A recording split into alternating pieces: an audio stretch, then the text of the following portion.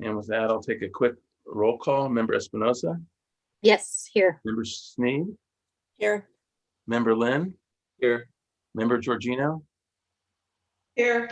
and I'm here as well. And I'm gathering Nicole will be joining us at 7. And so Marie, we have no public comments, correct? Okay. Then we'll move on to call for motion to adjourn to closed session. During closed session, we will be discussing personnel matters under Government Code 54957 and labor negotiations under Government Code 54957.6. May I have a motion and a second to adjourn, please? Raise your hands if you can. I'll move. I see the motion from Member Georgino and a second from Member Lynn. I'm going to go ahead and call for the vote. Member Espinosa, Yes. Member Georgino, Yes. Member Lynn, Yes. Member Sneed, Yes. and I'm a yes as well. So we are now in closed session. That was a joke. That's funny.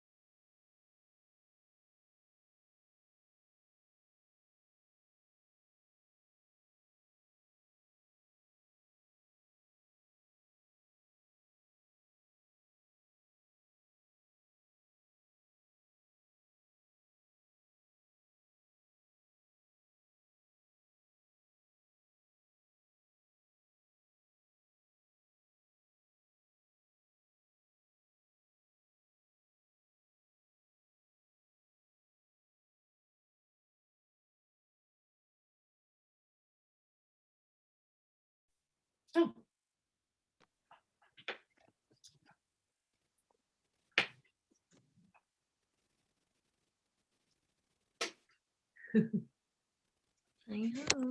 Hi. Hi, guys. Hi. Hi. How are you doing? Good. How about you? Good. You guys are, I love you guys are all ready to go. That's wonderful. Hi, Sabrina. Hello. Do you Dawn, guys, you sound tired. I sound what? I said you sound tired. Like, is that you have plenty on your plate? Just a little. I'm actually prepping for a women's club meeting tomorrow. It's like, okay. I've been bugging your board member, Mary Sneed, on this afternoon. Oh, so, well, you have a lot on your plate. I the whole education thing is just like, oh my gosh, I can't even imagine. I think everybody deserves extra special awards this year. Yes, it's changing faster than you can absorb it. Yeah. Just the minute you get it absorbed and you read everything that you're supposed to read for the first thing, then by that afternoon it changes again. Yeah. Yeah. And then in the morning we have more emergency meetings and it changes again.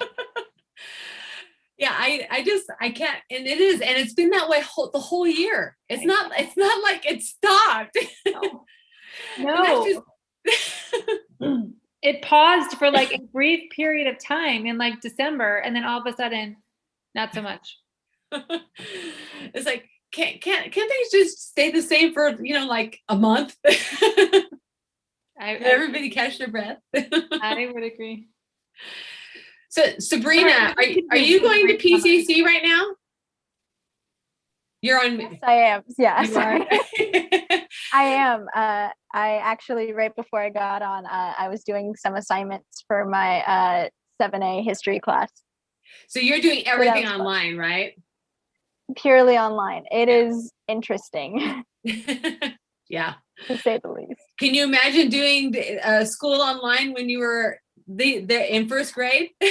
I can't imagine it. I'm very lucky that I don't have to.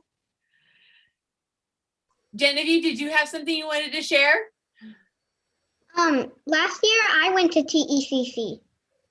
You went to TECC. That's the for extra classes, right? Yeah. Leo, did you have something you wanted to share? I go to St. Philip and it's right across to the street. Do you go in person, Leo, or do you do online? Yes. Yeah, you're in Yes. person. Yeah. And Sophia, are you in person classes? Do you go to school? You're muted. Oh, I am on online classes still. You're still online. Sophia goes to Holly Avenue. Yeah. We've got all kinds of schools covered. We've got La Rosa, and we've got Emperor, and we've got Longden, and St. Philip's, and Holly Avenue. Huh. That's awesome. And they're all wonderful. Jackson, your name says that your name is Johnny. You must be at home. I'll fix you. Oh, maybe I can't fix you. I can't fix you. You have to fix your own name. That's his dad. Hi, Mary. Hi, how you doing? Good. Hi, Nat. hey there, Don. So do you guys have a different section that for like people like us and the board, or is anybody coming on the Zoom call? You have to be invited to this. You have to be invited to them. But if anybody else calls in? if you want to make a statement to the board in person, you have to let them know ahead of time so they can send you the Zoom link. Okay, so if somebody just wanted to hear what was going on, they can't see you, but they can. No, they can watch it. They can watch it. Yeah. Okay. You just can't participate unless you ask for the link. Ah. I was trying to figure out, because when we did our city council appearance, all the city council meetings that I have paid attention to, that I've listened to, they've only showed like flat, like, you know, like our screensaver pictures, but not been in a Zoom session. But when the kids made the appearance last week, we were in a Zoom session. It was GoToMeeting, but essentially a Zoom session. Okay. So it was just kind of it's like, okay, is this how it normally works? Like everybody else just sees a still picture, or did they switch it all up? I don't know. They may have changed the process. You have a new king's crown. That's because Genevieve and Leonardo are very special. They get to keep their crowns. Oh, wow. Yeah. See, normally you guys don't know this, but normally the king and queen don't get to keep their crowns. But you guys are unique. This is a special year for a lot of things. Yes. And it just so happened I already had them on hand. So that way they can have their special crowns for all of their Zoom appearances. Right? Yes. And Genevieve, I saw her in person on Saturday. Her sister probably does an elaborate braid work on top of her head so that she has a place to rest her crown. I think Yeah. sister did it again. Evie, turn around so we can see it again. Yep. There you go. Very fancy. You see the line up there. Very nice. Now, raise your hand, you guys, if you have an older, like a teenage or older brother or sister. Yeah. Sophia, you have an older sister. She's not a teenager though. Yeah. Lots of siblings. And Gavin has lots of siblings. Yep. Is he the youngest of 6? Yes, he is. Well, I don't know if it's 6. It's a lot. I think it's 6. So you guys finished your other session, obviously. We finished quickly. Oh.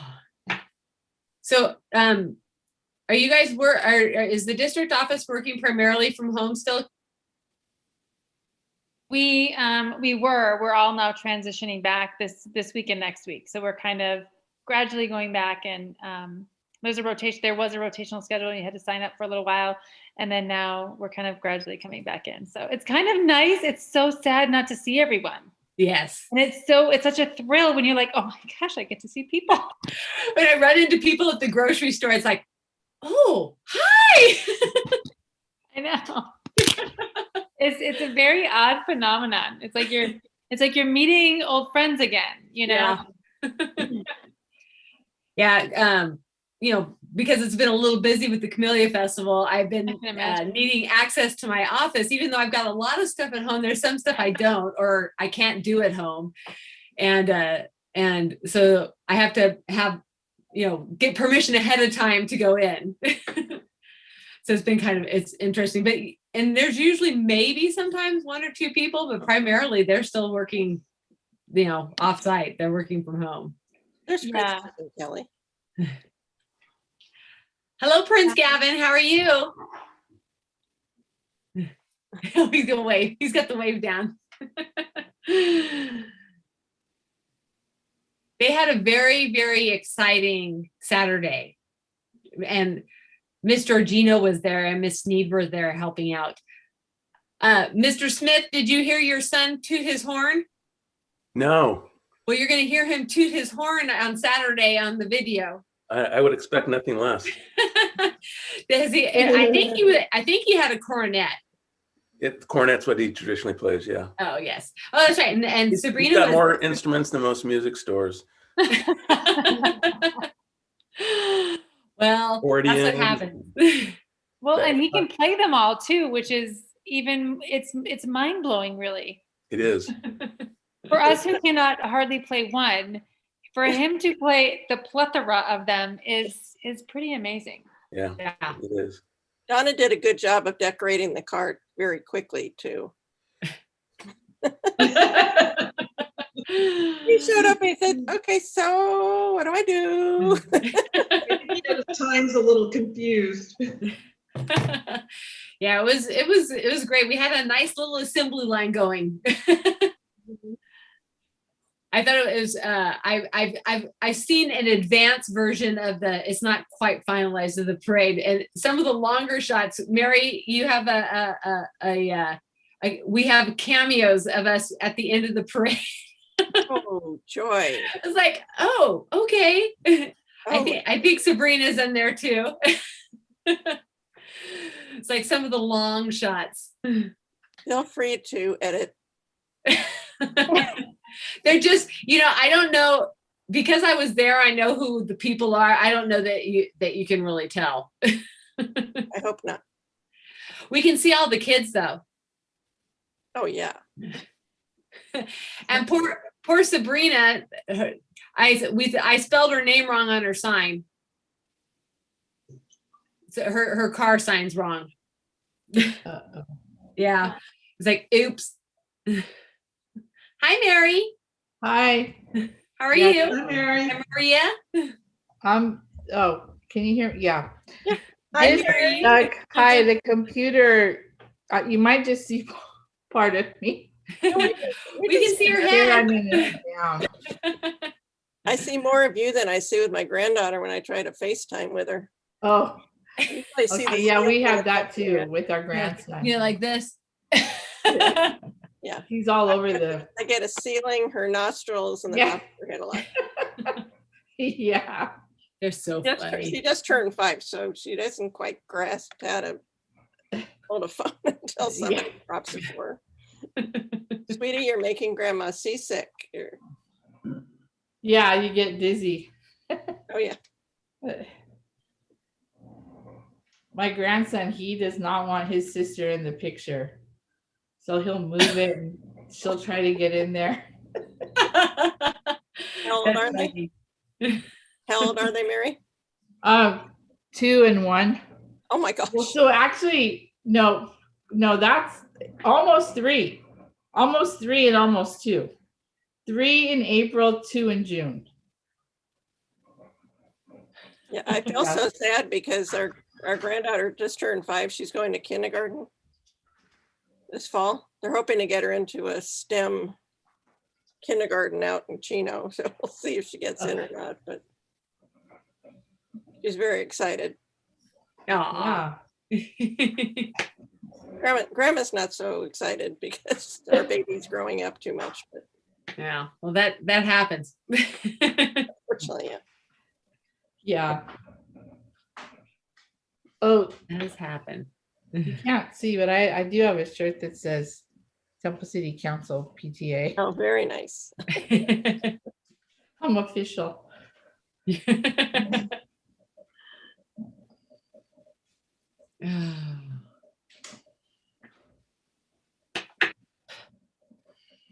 Let's see, are all my kids here? Mhm. Yes. I think so. And Kyla's here. And Sabrina's here. And Sabrina's here. Kyla, are you going to present the Camellia Court? Okay, that's fine. I just want to make sure. Yes, Okay. yes, I will present. And I see that it's 7 o'clock, so I'm going to go ahead and call for a motion to reconvene to open session.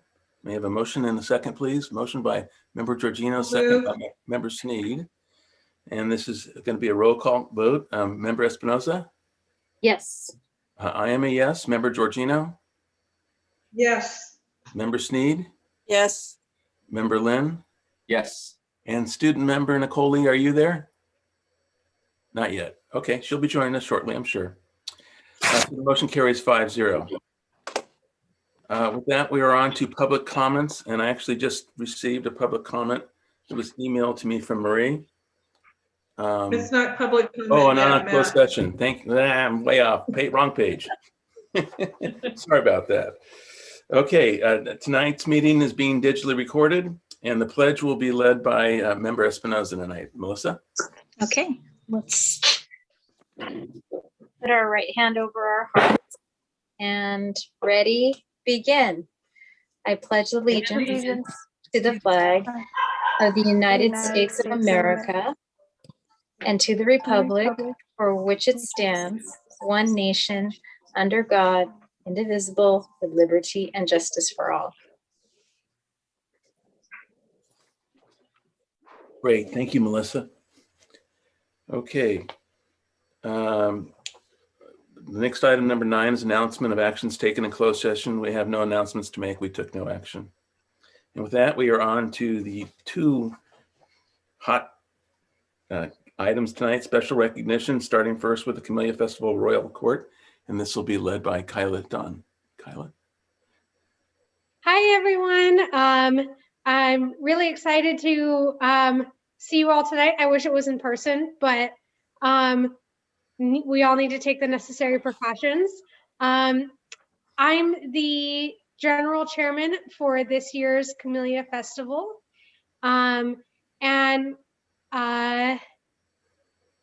First, I want to give a little rundown of what's going on with Camellia Festival this year, because this year is so different. So this year, the Camellia Festival is going virtual. Our coronation of these wonderful kids you've got in front of you premiered on Saturday, February 13th. And that was at 7 p.m. That is still available to watch online. If you did miss it, it's a wonderful little video put together. Not as good as having it in person, but good enough for this year. And then on Saturday, February 27th, so this Saturday at 10 a.m., we will have a parade. Our parade will be shown in video form, and it will premiere with our Royal Court of First Graders, our Grand Marshals, Bert Ferntile and Matt Byers, as well as additional notable guests with commentary and performances.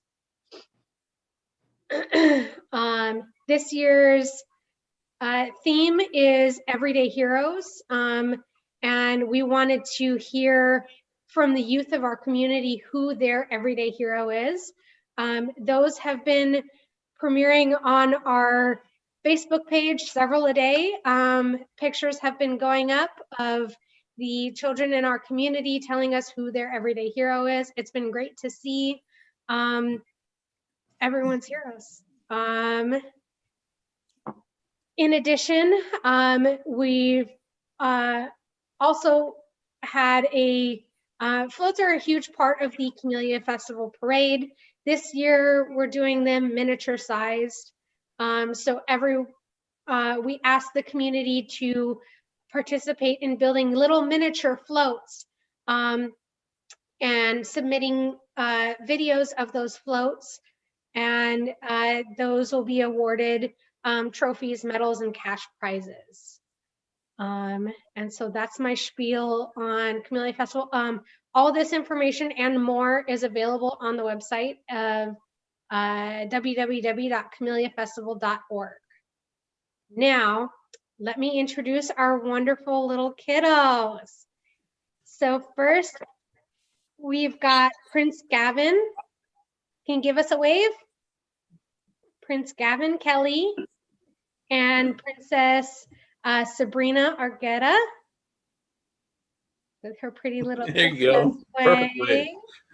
And then we've got Prince Jackson and Princess Sophia Wu.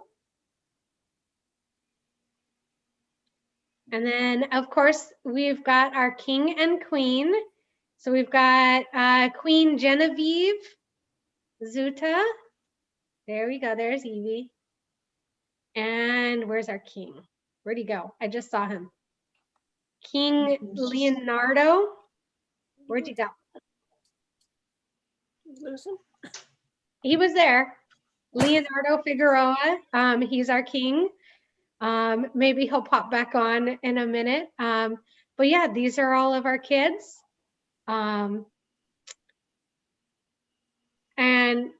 you guys want to tell the school board what schools you guys all go to?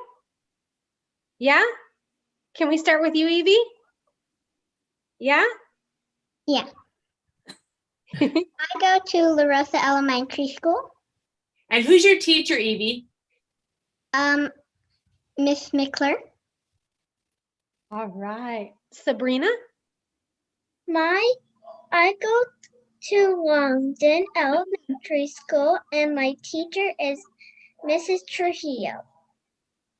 Awesome. Thank you. Sophia? I go to Holly Avenue, and my teacher is Miss Dicehart. Awesome. Prince Jackson? I go to Emperor Elementary, and my teacher is Miss Keelan. Nice. And Prince Gavin? I go to Longden Elementary School, and my teacher is Mrs. Wong. Awesome. And did we get Leonardo back? Is he on here? I don't see him. I don't see him. I think we lost him. Maybe he had an internet problem. Yeah. He was here earlier. I was going to say he was here like right before I said his name and then he disappeared.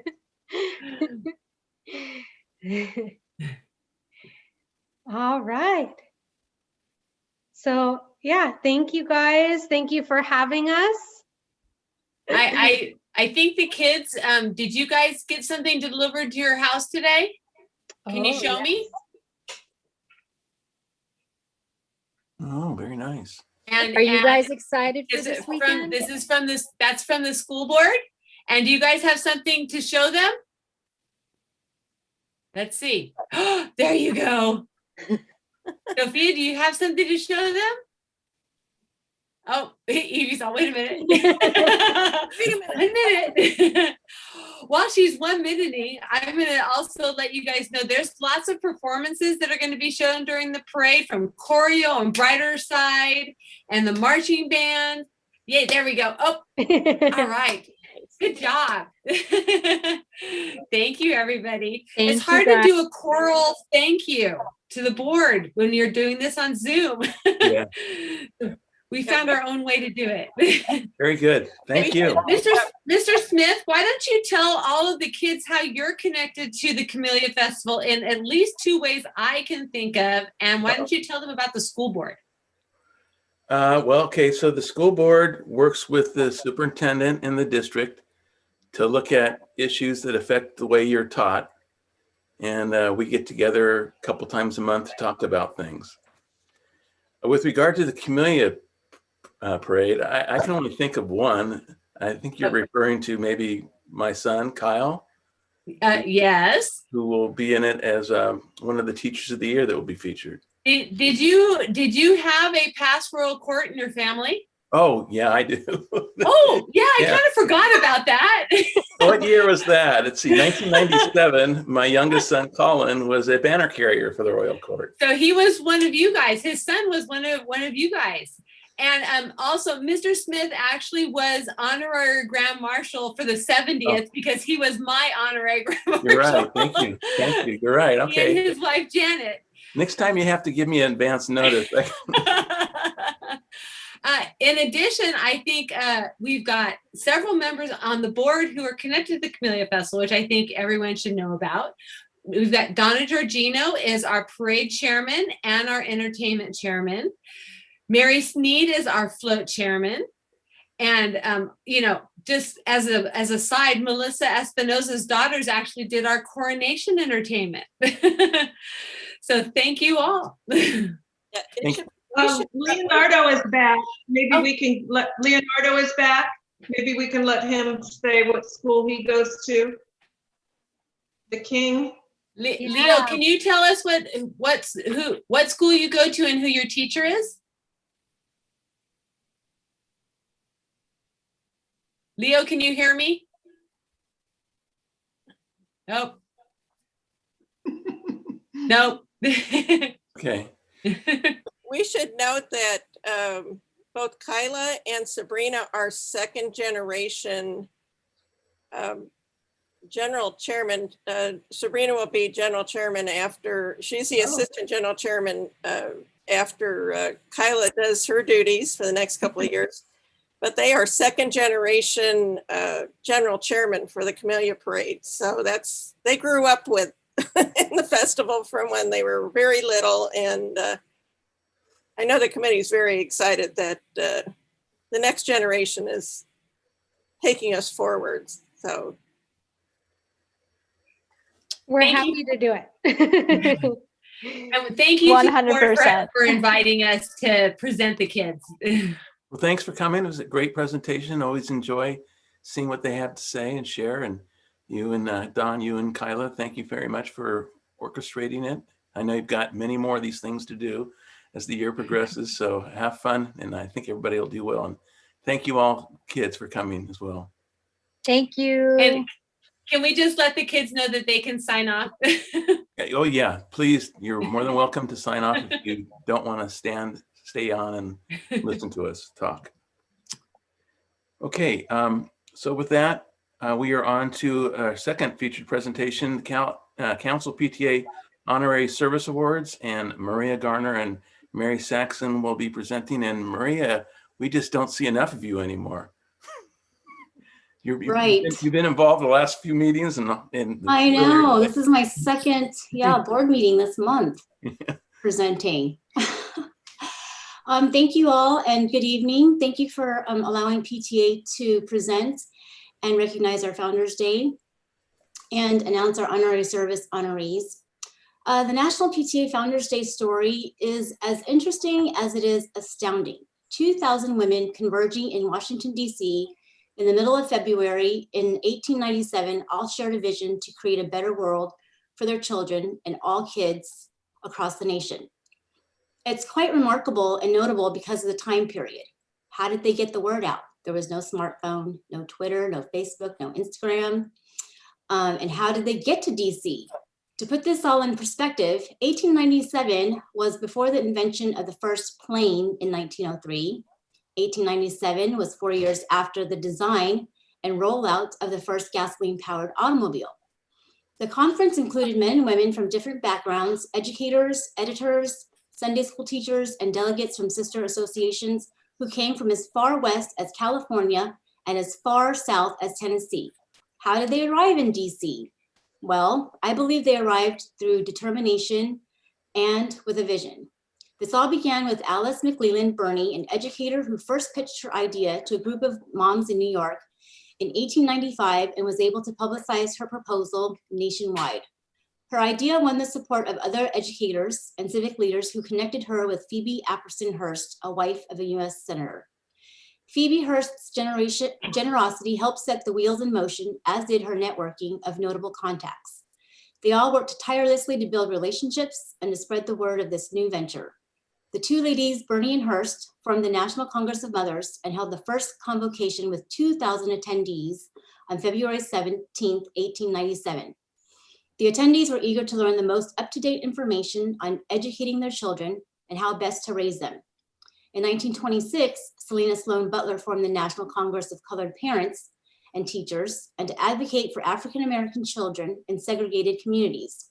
In 1970, the two organizations merged to serve all children and now make up today's National PTA.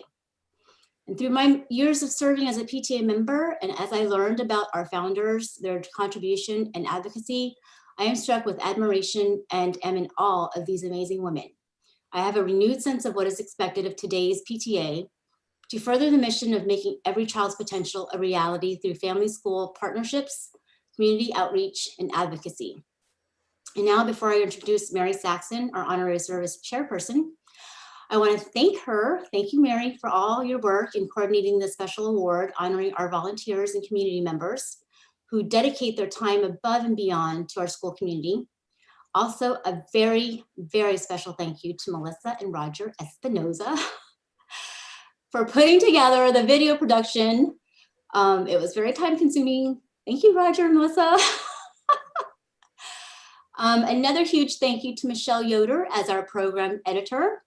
Without these wonderful parents and PTA members, PTA could not remain relevant this year, especially during these times when we can't be on campus to maintain our traditional events and programs for our students and families. Please join us tomorrow at 7 p.m. for our virtual program on our TC Council PTA YouTube channel. Our theme is Loving Our Community. And once again, congratulations to our honorary service honorees. Mary, take it away. Okay, all right. So for what I'm going to do is I'm going to announce the recipients from each unit PTA and then at the council level. So I'm going to start with Cloverly PTA, and Angelica Gutierrez received the Very Special Person Award, and Kirk Lai and Christine Tai Lai received Honorary Service Awards. So for Emperor PTA, Tim Rodriguez received the Honorary Service Award. Shelley Scanlon received the Outstanding Teacher Award. Nancy Wong received the Continuing Service Award. And Myra Rudell received the Outstanding Administrator Award. La Rosa PTA, Eduardo Henriquez received the Honorary Service Award. Haley Chang received the Honorary Service Award. And Emily Seltzer received the Outstanding Teacher Award. At Longden PTA, Sabrina Liu received the Continuing Service Award. Jennifer Say received the Continuing Service Award. Karen Shea received the Outstanding Teacher Award. And Stephanie Unger Rodriguez received the Honorary Service Award.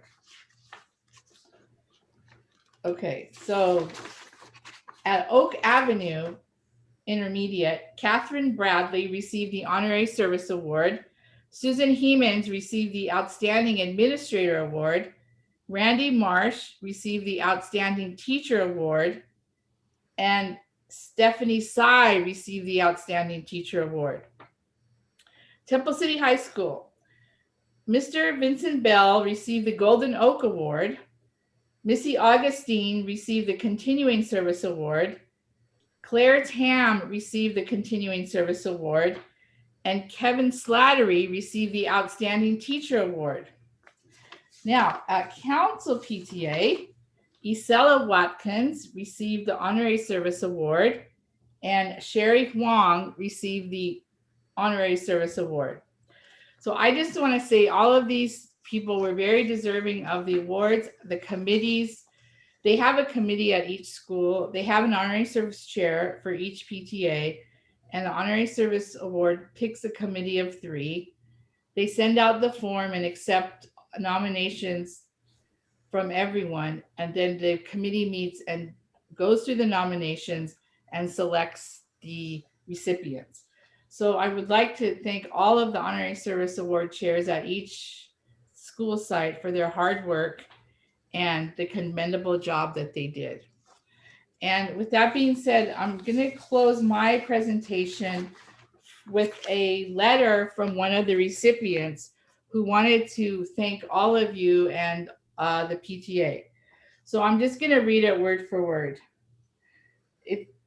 So it says, to Mary Saxon, the board of the Temple City Council PTA, and all the site PTA leadership and staff. I know what the Golden Oak Award is and the meaning it represents, and to that, I am truly grateful to have been considered for this award.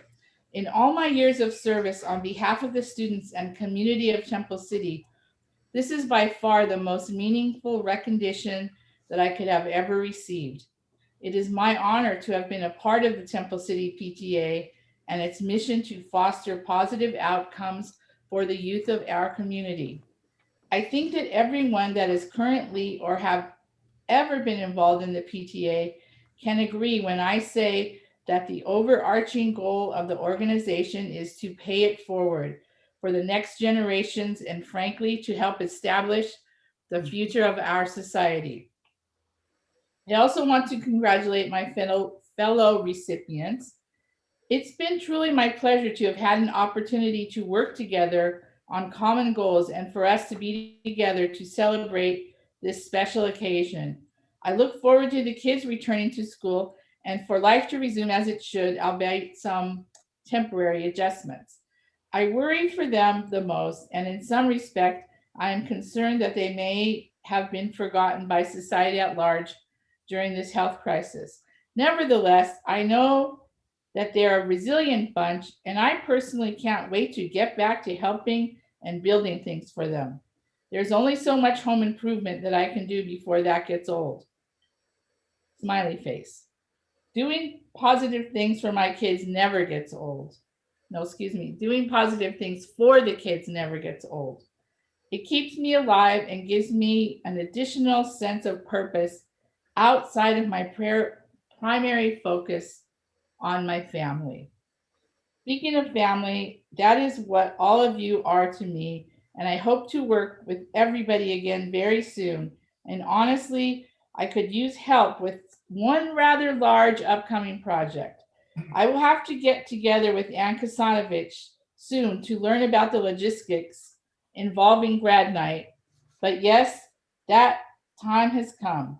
Some of you have known this for years. I appreciate all of you and for all the friendships that I have built throughout the years as a member of the Temple City PTA. Much like most of you, I will always be here for the kids, and if anyone needs help with the project, please don't hesitate to ask. TC is my home, and I take great pride in that. Thank you for your time. Have a wonderful evening. Best, Vincent Bell. So that was Vincent thanking us for his award, and thank you for listening. I know it was rather long, and I think he must be talking about June of 22 for grad night. Anyways, I don't know anything about that, but I was just reading the words. But he's great. He really deserves the Golden Oak. So I'm very happy that he received it. And that was given to him by the high school. Okay, that concludes my presentation. Wonderful. Mary, Maria, thank you so much for the presentation. Congratulations to all of the honorees, and on behalf of the district, thank you all for the generous amount of your time you've been contributing for the benefit of our kids. So a nice program. Thank you very much. So with that, now we're on to public comments. And I do have one from Missy Augustine, I'm sorry. I'm just going to go ahead and read it.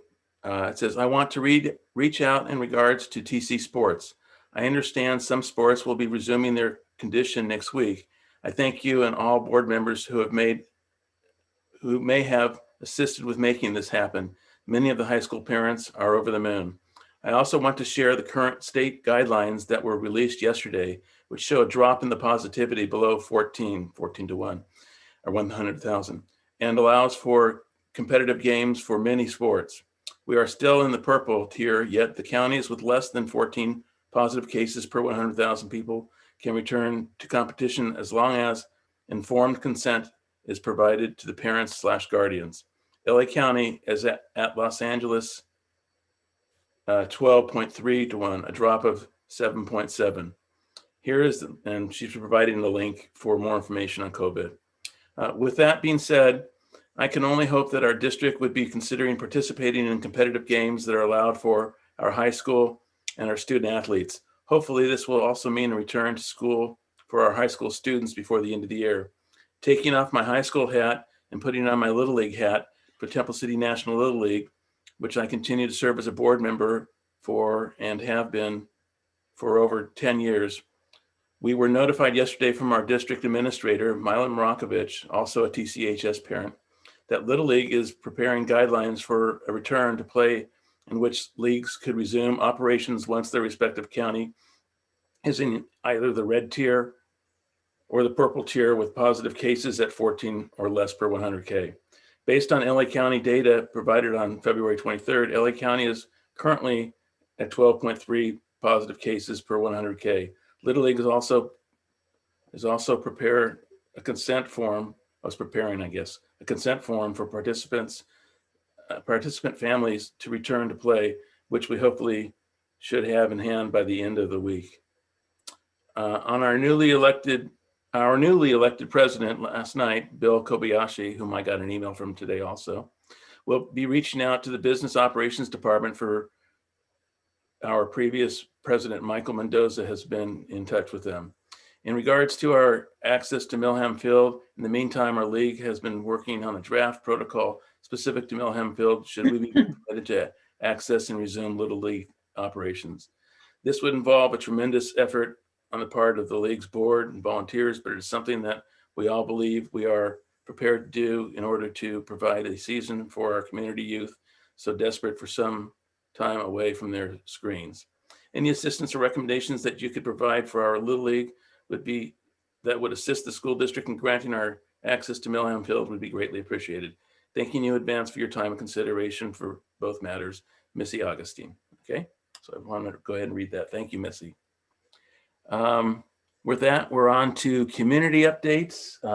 I had two, but the first one was about the Camellia Parade, and I think that was pretty well covered by Maria and Don in terms of the activities. The floats will start on the YouTube channel at 9 a.m. on Saturday, and the parade itself at 10 a.m. And as was mentioned, there's performances from various Temple City performing arts groups.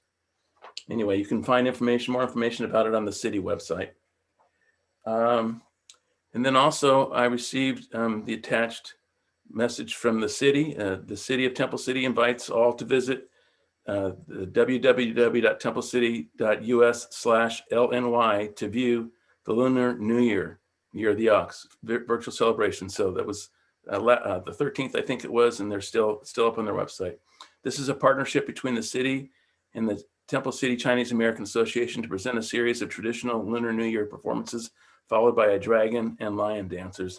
And I did see the presentation, and the white lion dancers were phenomenal. You should go see it just for that alone. Amazing what they were able to do. And also just a reminder, the district puts out a newsletter twice a month on the 1st and the 15th. And there's a special shout out for the Temple City Historical Society and the Kiwanis Club of Temple City if you're interested in finding out more about those organizations. And I'm sure both would love to have membership as a result. Let's see, so we're on now to district updates, and we'll start first with business services and Marianne Sorrell. Marianne, what do you have for us tonight? Good evening. Food services will begin serving weekend lunches this Friday, so each student will receive 3 lunches on Friday. And staff are finalizing the second interim report, and we will be presenting that at the March 10th board meeting. Thank you. That was brief, thank you. Up next is educational services, Dr. Mercedes Gomez. Mercedes, what do you have for us? Thank you. So I'll begin with special education. I know Dr. Catarayan and her team are continuing to work on the inclusion plan. The inclusion task force is meeting and solidifying the areas that they feel will be needed to develop the most effective inclusion program for our schools, specifically designing a program to meet the needs of our students and our sites. And in curriculum and instruction, the EL coordinators have hit the ground running with the summative LPAC assessments. They are doing them both in person and remotely, depending on parents' preferences and comfort. And I am just so proud of how hard they've worked at navigating the new system. We've also provided principals with an overview of what remote testing will look like for the smarter balance in language arts and in math. And then we have begun our data collection piece for the LCAP. We have sent out surveys to our staff, our parents, and our students in grades 3 through 12. And thank you, special thank you to our translators, Wendy and Amber. Because of them, we were able to provide our parent survey in English, Spanish, and Chinese. Very good. Thank you, Mercedes. On next is Mrs. Hannah Getty to talk about personnel services, student services, and technology. Hannah, what do you have for us? Good evening. So for personnel services, as you guys know, we've been working on our salary study as we're working with CPS for our classified staff. We're very excited to get going on that. Along the same lines for our credentialed staff, we're working with LACO. We get a survey from LACO, which shows us where we compare with all of the local districts in Los Angeles County. And one thing that does stand out is where we are with benefits. So we are working really hard to give some options to our employees to increase where we stand in comparison to other districts districts around, looking at our benefits. So that's a new topic that we're going to start researching and diving into. Then as it comes to student services, we are opening up new enrollment for 21-22. It's hard to believe. We're going to start that on Monday. So we'll be getting all of our systems online and ready to go. And fall 2 is just finishing up. We've gone through all of our data and really made that a collaborative process and supporting our team so that we are all understand the data that we are gathering and reporting. And then we were able to have our wellness meeting last week with all of our school psychs, our counselors, and our LVNs, our district nurse, and our food services was represented. It was a really great meeting. And as I mentioned before, Dr. John Wu came in to join us, and he's gathering data from what our needs are as a community so he can help us with a parent presentation coming up soon. And then when we move into the world of tech, we are very excited to be able to roll out a new tool to our staff soon. And I say soon, we're hoping in the next week or so. We finally have upgraded all of our systems to be in alignment so we can offer what's called virtual phones. Our staff will be able to start making phone calls using their school numbers. They'll be able to do it from their computer, from any device that they want, their phone, their computer, and it'll show their school number. And then they'll be able to see caller ID on that as well as parents call back. So I think it'll be a really useful tool. We had hoped to get it out earlier, but it just required a lot of different system upgrades to get us up and running. So we're excited to roll that out quickly. And then we did just hear one of our new device shipments, mostly planning for next year, is arriving soon. So that's really good news for us. So we can get a jump start on getting those ready for next year. So thank you. Wonderful. Thank you, Hannah. Moving on to the next item on our list, item 14, bargaining unit comments, starting with TCEA. And I received an email from Kyla Yurtstedt earlier today saying she had a conflict and would be joining us late, and that Christy Taylor would be sitting in for her. So I see you out there, Christy. Do you have any comments? Thank you, Mr. Smith. Long time no see. Yeah. I am Christy Taylor. I am the TCA Vice President, and Kyla is sorry she couldn't be with us this evening. First, I want to congratulate all the HSA recipients. I have been a recipient before. I know it's such an honor. The teachers and the staff appreciate all that they do. Those recipient winners, award recipients, and we appreciate their support. And I know students appreciate their support as well. Next, I want to say as we get closer and closer to opening up classrooms and allowing small groups on campuses, safety is paramount in our minds right now. Teachers know that being vaccinated and having adequate PPE will ensure the safety of the TCUSD family. We are thankful to have members on the superintendent's task force so that all stakeholders can lend their voices to a smooth and productive opening of schools. Lastly, I just want to thank everyone. I want to thank the superintendent, the board, custodians, staff, everyone. Not only am I a teacher here, almost 20 years teaching in TCUSD, but I'm a parent as well. And I know that we have overcome so many obstacles and so many hurdles right now with this pandemic. And I'm so honored to be in Temple City. And I'm so thankful and grateful to the TCUSD community and all that we've done so far. I know we have so many steps coming in front of us in the next couple of weeks and the next couple of months to get us back in school, but I'm so thankful to be a part of this community. And thank you and have a good evening. Thank you very much, Christy. We're pleased to have you. Okay, moving on to CSEA 105, Robin Penn. Robin, do you have anything for us? I have nothing tonight. Thank you. All right, thank you. And then CSEA 23, Art Contreras. Art, I see you there. Do you have anything to share? Yes. Good evening. I just like to say a few things about. I know we're pushing to open back up. We're bringing students back on campus in little groups. We still need to practice social distancing and having the PPEs and all that stuff available for our members in order for them to feel safe. It is a big concern with my members, with starting to see people coming on campus, really edgy. So I'm hoping we could work on that, keep that going. And, vaccinations, I understand that I got an email earlier saying that we're pretty much next in line to get vaccinated. So hopefully our employees in our district will get vaccinated and we'll start, having some type of security, knowing that we have the vaccines, even though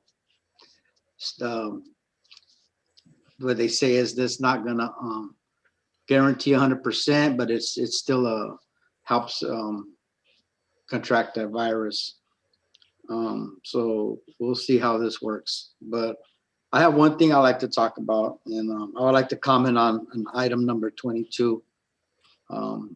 I do not think that it's fair for the district to give stipends to management and not to all that uses their personal cell phones to do district business. I can speak personally about having to use my personal cell phone to communicate with either district administrators or my supervisor. If the district can pay for management cell phones, then they need to consider other classifications as well, such as union leaders, head lead custodial, delivery drivers, food service managers, and the list goes on. All whom the district directors, supervisors would contact to conduct district business. Let's be fair. I get phone calls throughout the day, even on my off hours, and I have no problem answering. I have no problem working with the district on issues and resolving stuff like that. But when you're going to give one set of people a stipend to take care of their phones, to do district business, and when we're doing it the same way, it should be across the board. That's all I have to say. Thank you. Great, thank you, Art. Okay, we're moving on to item 15, which is board member comments. And tonight we're going to start with Dr. Michael Lee. Mike, what do you have for us? Thank you, Sorry. President Smith. Can you hear me okay? Yeah. All right. I know my microphone was having some issues earlier. Good evening, everyone. I hope everyone had a wonderful President's Day holiday last week. It was such a treat this evening to see the Camellia Festival Royal Court of first graders. Thank you, Kyla Dunn and Dawn Tarrant, for doing such a great job keeping this program and tradition alive in our city. Congratulations to this year's Council PT Honorary Services Award honorees. All recipients are very deserving of receiving these awards. We're so grateful for your dedication to our schools and students. And thank you for paying it forward, as Mary said earlier. And thank you also to Mary Saxon and Maria Garner for your leadership and hard work on the Council PTA. And that is it for me. Thank you. Great, thank you, Mike. And tonight I'm actually going to go next. I've got a few items here I wanted to cover. I had a chance to attend the Tech Ed broadcast, or whatever you want to call it, on February 11th. Always a great program to see those kids get up there and speak so well. They're learning skills that they're going to be using for the rest of their life, and I bet they don't even know it. Yeah. So it's a great job, and hats off to everybody involved with that. Anyway, so then I'm on the 13th, I had a chance to attend the Lunar New Year, as I mentioned a few minutes ago, and I also had a chance to watch the Royal Court introduction, and a big shout out to Melissa, your daughters, when they sang Mariah Carey's song Hero. They nailed it, and that's not an easy song, so really nicely done. Let's see, on last Saturday, actually, I know some people will be surprised to hear this, but I attended a CSBA President's Workshop just because I wanted to see what was going on with the pandemic and everybody else and how it's affected them. And it was from 8:30 to 4:30. It was worth every minute. I enjoyed it. I learned some things I'd forgotten, and one of which I will bring up for future agenda items. So we'll save that for then. Let's see. I did attend Alaxta had their latest meeting on Monday evening. And I'm just going to say that I didn't find it that interesting, to be honest. But anyway, also in tonight's agenda, there's a donation from the Black Bod Giving Fund and $500 to the district. I want to thank them. I also was wondering, is that a family trust? What is that? So I Googled them. It's kind of interesting. I just thought I'd share this. The Black Bod Giving Fund is a nonprofit organization that powers philanthropy by connecting donors and charities. We partner with technology platforms and manage a donor-advised fund to securely and efficiently receive donations from generous donors and deliver grants to charities making an impact on the world. Our charitable model focuses on the needs of donors and charities, which allow us to maximize the impact of charitable giving. And then real quick, it says the Black Bod Giving Fund is an independent 501c3 public charity that was organized and operates exclusively for charitable purposes. The Black Bod Giving Fund is not controlled by the Black Bod Company, Inc. Anyway, so I don't know how it was that we got the $500 donation. It's to be used for high school students to join clubs and whatnot, but we need to hold on to them. Let's see. Now I lost my place. Thank you again, and congratulations to all the Honorary Service Award winners, and congratulations to all the kids in the Royal Court and their families. It's going to be a fun year, and I know you'll enjoy that. I also wanted to thank the Personnel Commission, whom we met with earlier tonight for about 45 minutes and talked more about what it is they do and what we do and how we can work better together. But the Personnel Commissioners are the chairperson, which is Maria Garner, the vice chair is Ann Seitz, and then Gina Aparicio rounds out as the third member.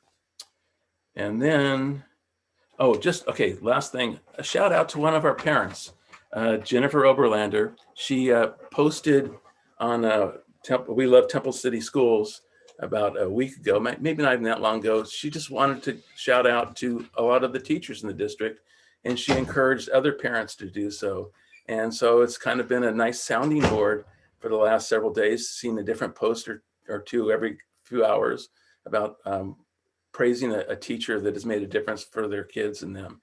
So thank you, Jennifer, for initiating that and getting others to participate. And with that, I'm going to pass the baton to Mary Sneed. Mary, what do you have for us?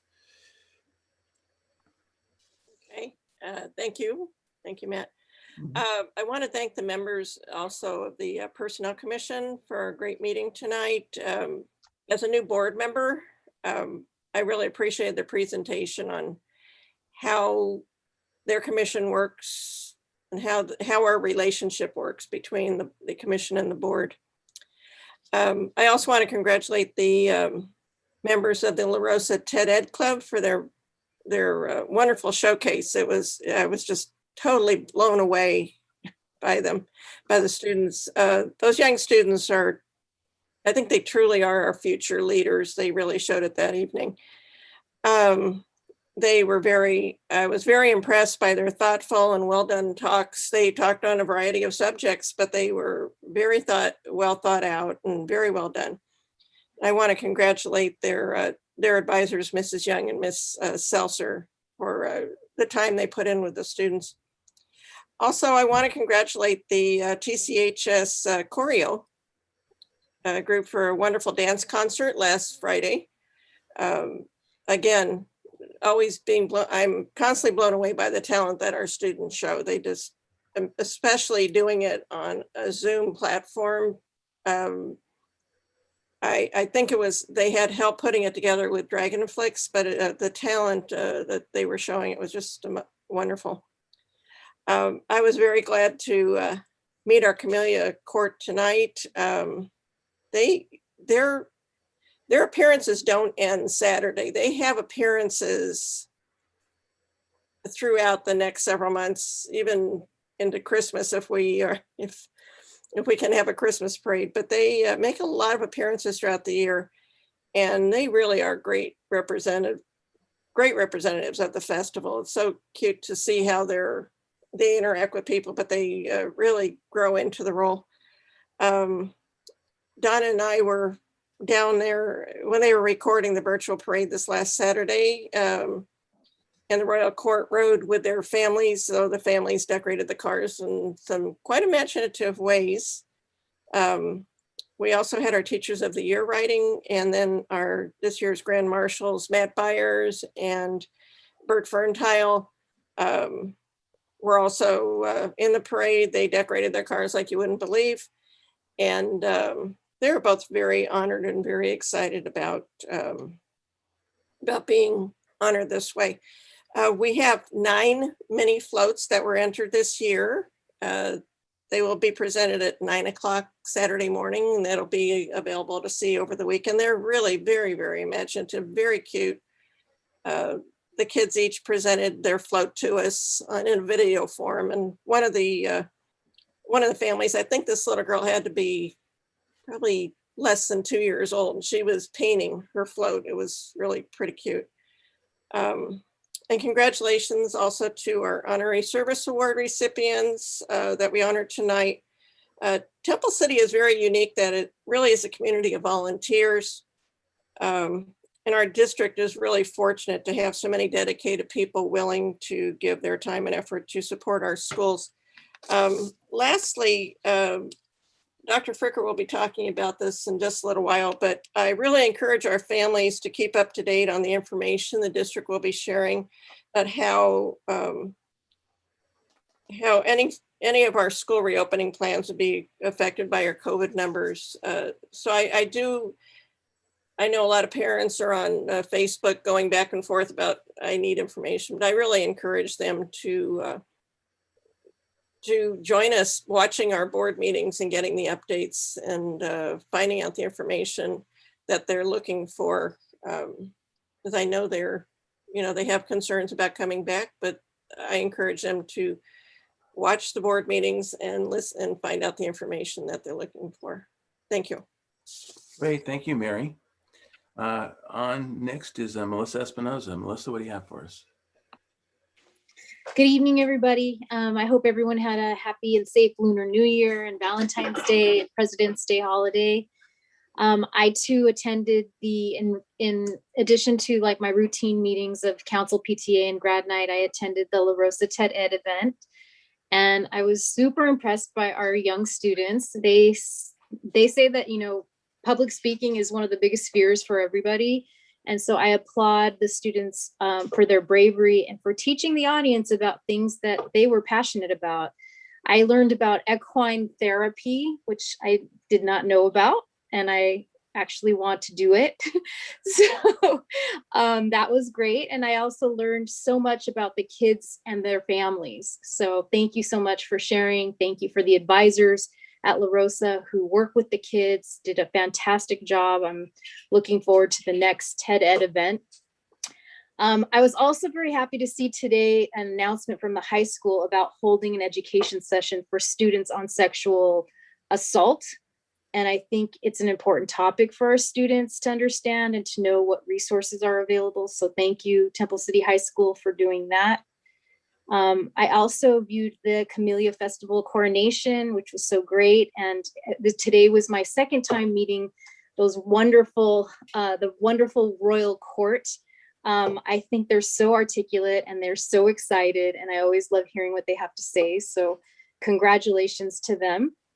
And then I am looking forward to the Founders Day video presentation, which is going to be aired tomorrow evening, I believe at 7 p.m. on the TC Council PTA YouTube channel or YouTube page.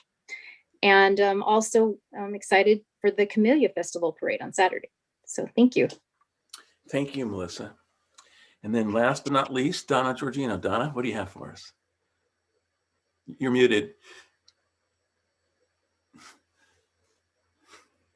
You're muted, Donna. Was trying to hold up a virtual mug. Okay. It's been a busy couple of weeks. I also viewed the TED Ed showcase and the children were wonderful. Congratulations to them. And special thanks to teachers Cindy Young and Emily Seltzer for keeping this program alive during this pandemic, because it would have been real easy to just let it go, but they have kept it alive and it's flourishing. I watched the Brighter Sides Valentine presentation, and that was very enjoyable. And I also watched the dance concert, and that was great too. I miss getting to see those things in person, but I enjoy being able to see them online. And I wanted to give a special shout out to Clark Macy. Clark, if you watch the dance concert, he was the MC for the dance concert. He's the voice of the Pride of Temple City.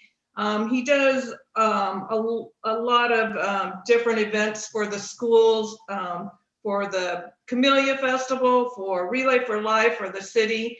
And he's a alum of Temple City High School, and his daughter Sabrina was here with us earlier. She's the one who's going to be the general chair for the Camellia Festival in 2 years.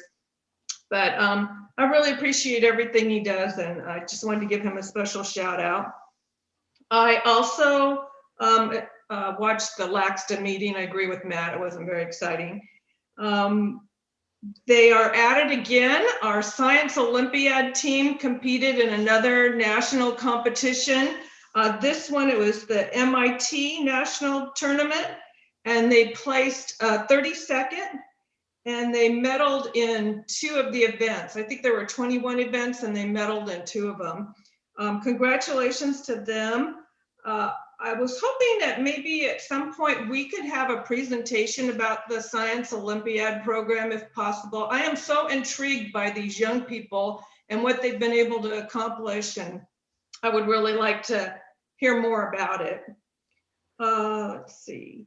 Congratulations to Celine Tsai, who is the newly elected ASB president for Temple City High School. I'm looking forward to Founders Day tomorrow night. Sorry that we aren't going to be able to meet in person, but I will be there watching tomorrow night to see all the honorees. The Southern California Association of Governments is offering scholarships to seniors. So if there's any seniors out there, maybe Nicole can spread the word. The scholarship applications are due April 23rd. The San Gabriel Valley Mosquito and Vector Control are giving awards out to teachers. So if we have any of our teachers that are interested in special science projects, they are giving out awards. And the deadline for that is March 1st. And also I will mention that the Mosquito and Vector Control has a lot of different programs for high school students, especially those interested in science. So if you're interested in science, you might want to check that out. And that is all I have. Thank you. Great, thank you, Donna. Moving on to item 16 is our student board member comments. And I see, Nicole, you've joined us. Do you have anything to share? I recently have heard some good feedback about the board, so I just wanted to take this time to say thank you to everyone, because I think it's just really great how you always put in so much consideration and thought for like the benefit of all our students. And I just want to say thank you on behalf of me and the rest of the students in our district. Thank you. That's very nice. Moving on to item 17, I should say, also say last but not least, Dr. Kimberly Fricker. Kim, what do you have for us? Thank you, President Smith. First of all, I just want to thank the Personnel Commission, Maria Gardner, for what a wonderful presentation. I think Juris did an amazing job explaining really what the Personnel Commission is and does, the benefit that it does have, and the partnership it is with us, the district. So it is a separate entity that works alongside us, and we really do work in tandem with one another. And Juris has recently gone up to the director role, and she has just done a phenomenal job. So I just want to say kudos to her. The presentation tonight was just a capstone for her, and it is just the quality with which she brings to her day job, and it's the quality with which she brings to the Personnel Commission. So we're thrilled to have her as a new member of that team. And I know that Hannah Getty has also joined that Personnel Commission team, and together I really do think that they try to handle the personnel issues very clearly, very concisely, but they do follow all of the guidelines that we have to follow. Some are just a little bit more difficult than others, but they seem to navigate them quite well. And they're just a dynamic team. So I just want to thank all of those folks. I want to congratulate the Royal Court. Every year, they're just so more amazing than the last year. And so I'm super excited to be a part of and see the Camellia Festival this weekend. That's always kind of the crowning jewel of our city. So that is a great time. Really, I want to commend Dawn Tarrant. It seems like Dawn is on every single committee possible, every organizational group, like she shows up everywhere and she has everything organized and in control. So wherever Dawn is around, you know that all systems are running smoothly. So that's kind of the best sign ever. But anyway, thanks to Dawn for all that she does across the community. We surely appreciate her. And then I did attend the PTA meeting, the PTA council meeting last week. It was a pleasure to talk to some of the families and answer questions. Families have emailed me. Of course, we respond back to them and make sure that we give out the information that we possibly can at the time. It's kind of like the slippery slope that's constantly changing, but we try to incorporate it, digest it, and then get it out to our community as soon as we can. And then last but not least, the TED Ed was spectacular. I too liked equine therapy. I need to have some equine therapy, I think, in my future. But all of the topics and conversations are so great when the students stand up and they just speak on authority. They're very articulate and they make us all proud. So that was such a thrill. And later on in the presentation here, I'm going to talk about what is opening, what is not opening, and kind of some of the latest guidelines that we have to follow and where we are in that process. So that's more to come. Great, thank you, Kim. Moving on to item 18, written communications. Does anybody have anything they want to share? See a lot of heads shaking, and I don't have anything either. Okay, so now we're going to move on to the information portion of our agenda. Just one item tonight, administration, and it's all about reopening of schools. So Dr. Fricker is going to lead us in this. A lot of people looking forward to hearing what you have to say. Thanks, Matt. Let me just pop it up on the screen. Can everybody see? Shaking heads? Yes. Okay, so just on that path of Temple City Unified School District return to in-person learning, there's a bit of a misnomer of returning to school, opening up schools, return to in-person learning. Many people are using those terms interchangeably. Reopening would be coming back to what the environment was prior to closure.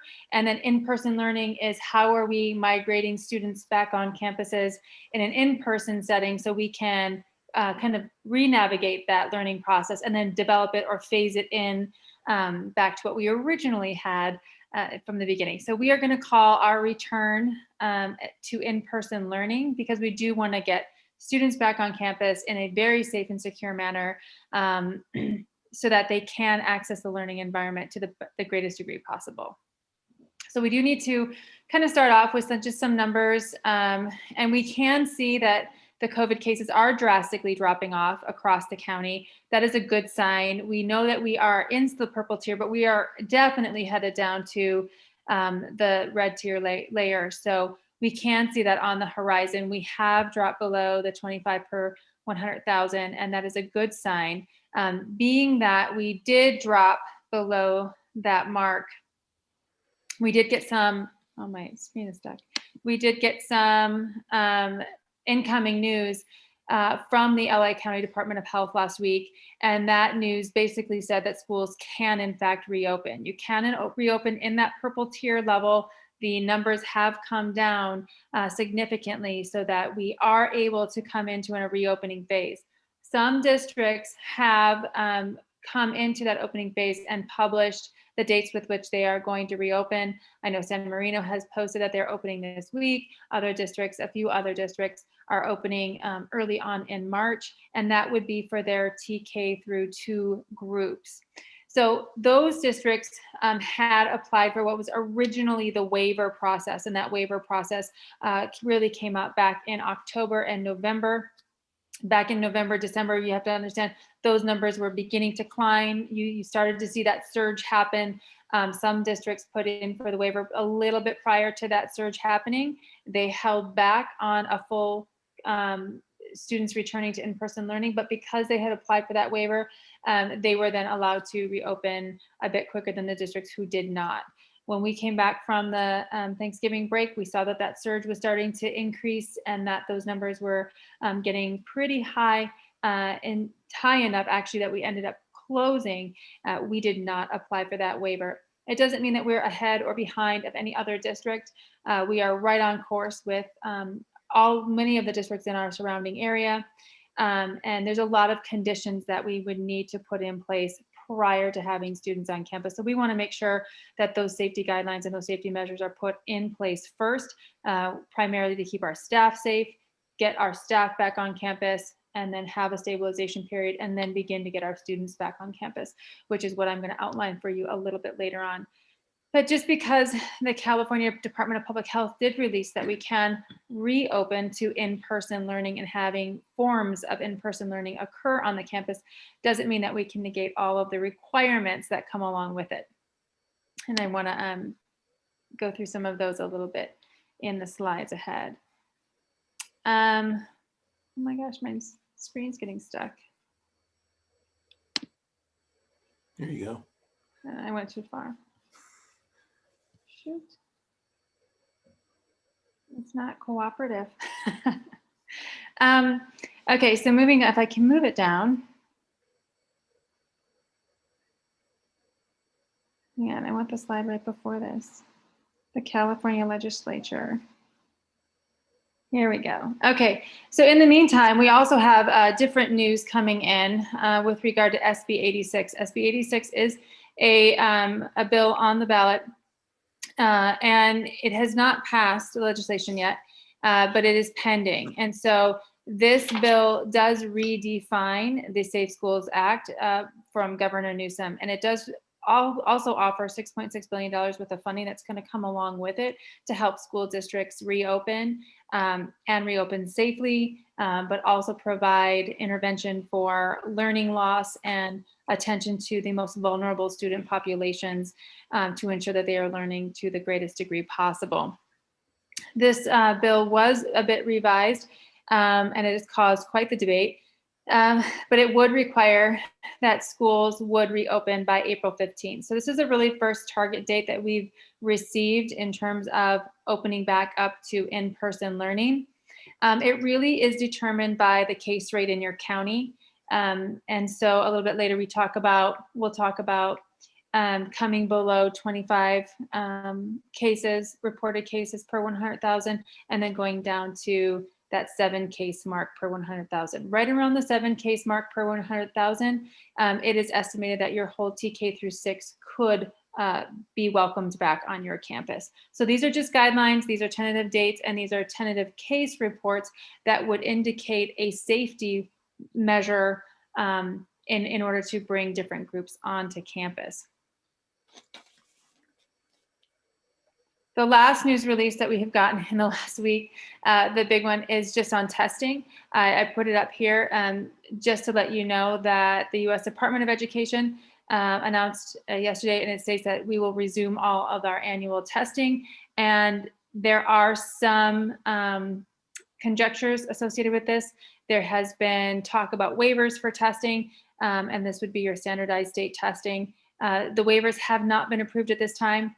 At the state level for the CDE. So at this time, all of our tests are and would be scheduled to come online in their normal test time cycle in the spring here.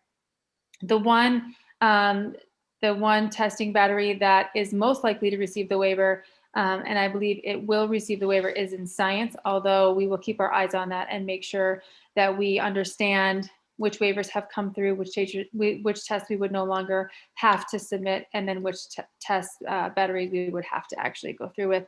And Ms. Mercedes Gomez, who is our coordinator of curriculum instruction, is keeping a close eye on that, and she's making sure that we have the updated information, and we will get that out to our sites and our parents as soon as we do receive that information. With regard to LPAC assessments, those are continuing, as was reported earlier. Those are continuing to be reported in a one-to-one format, and students are coming in and they are making sure that they are working through those tests in a very safe manner. Special education is also moving forward with their assessments, and that is also being conducted in person in a one-to-one format. Again, all of the safety procedures are put in place to make sure that our students and our staff are safe at all times. So I wanted to give you just some background information, some survey data. Surveys were put out to our families towards the end of January, and that survey data was compiled. When we did ask parents in the TK through 2 grade range if they wanted to continue distance learning or if they wanted to come back to in-person learning, you can see here that around 88.8% of our families at that time did want to remain in the distance learning environment. You have to remember too, though, that that is when the surge was still quite high. And we were coming off both of the Thanksgiving and the winter holiday breaks, where you saw the highest rates of transmission, and you also saw the highest rates of death that were associated with the coronavirus. So this was no surprise to us at the time. And we see that this data was pretty consistent when we looked at TK through 6. This is adding the 3 through 6 cohort, the grades 3 through 6 onto that. Again, we still hold steady at about 87% of parents kind of lending voice to the fact that they were fine to remain in a distance format. And you'll see here too, that when we look at the whole district, again, it's about 83. So it was pretty consistent in all of the parent groups at that time. It is really important to note that we are going to move forward and have additional surveys now that we do see a drastic decline in the number of case rates and reported deaths, so that parents can revisit this and reissue a different or an updated voice or opinion on whether they want to stay in distance learning or not. From that survey data, we will then extrapolate even further. And so for the families who are saying that they want to come back or want to stay distance, we're going to understand what those programs would look like and then develop a program that would meet their needs. With our governor, he has issued state requirements for resuming in-person instruction. There is a Safe Schools for All hub, and that is where all of the information, the guidelines, frequently asked questions, any sort of plans that the state has put in place, that is where it is, that is where those are housed.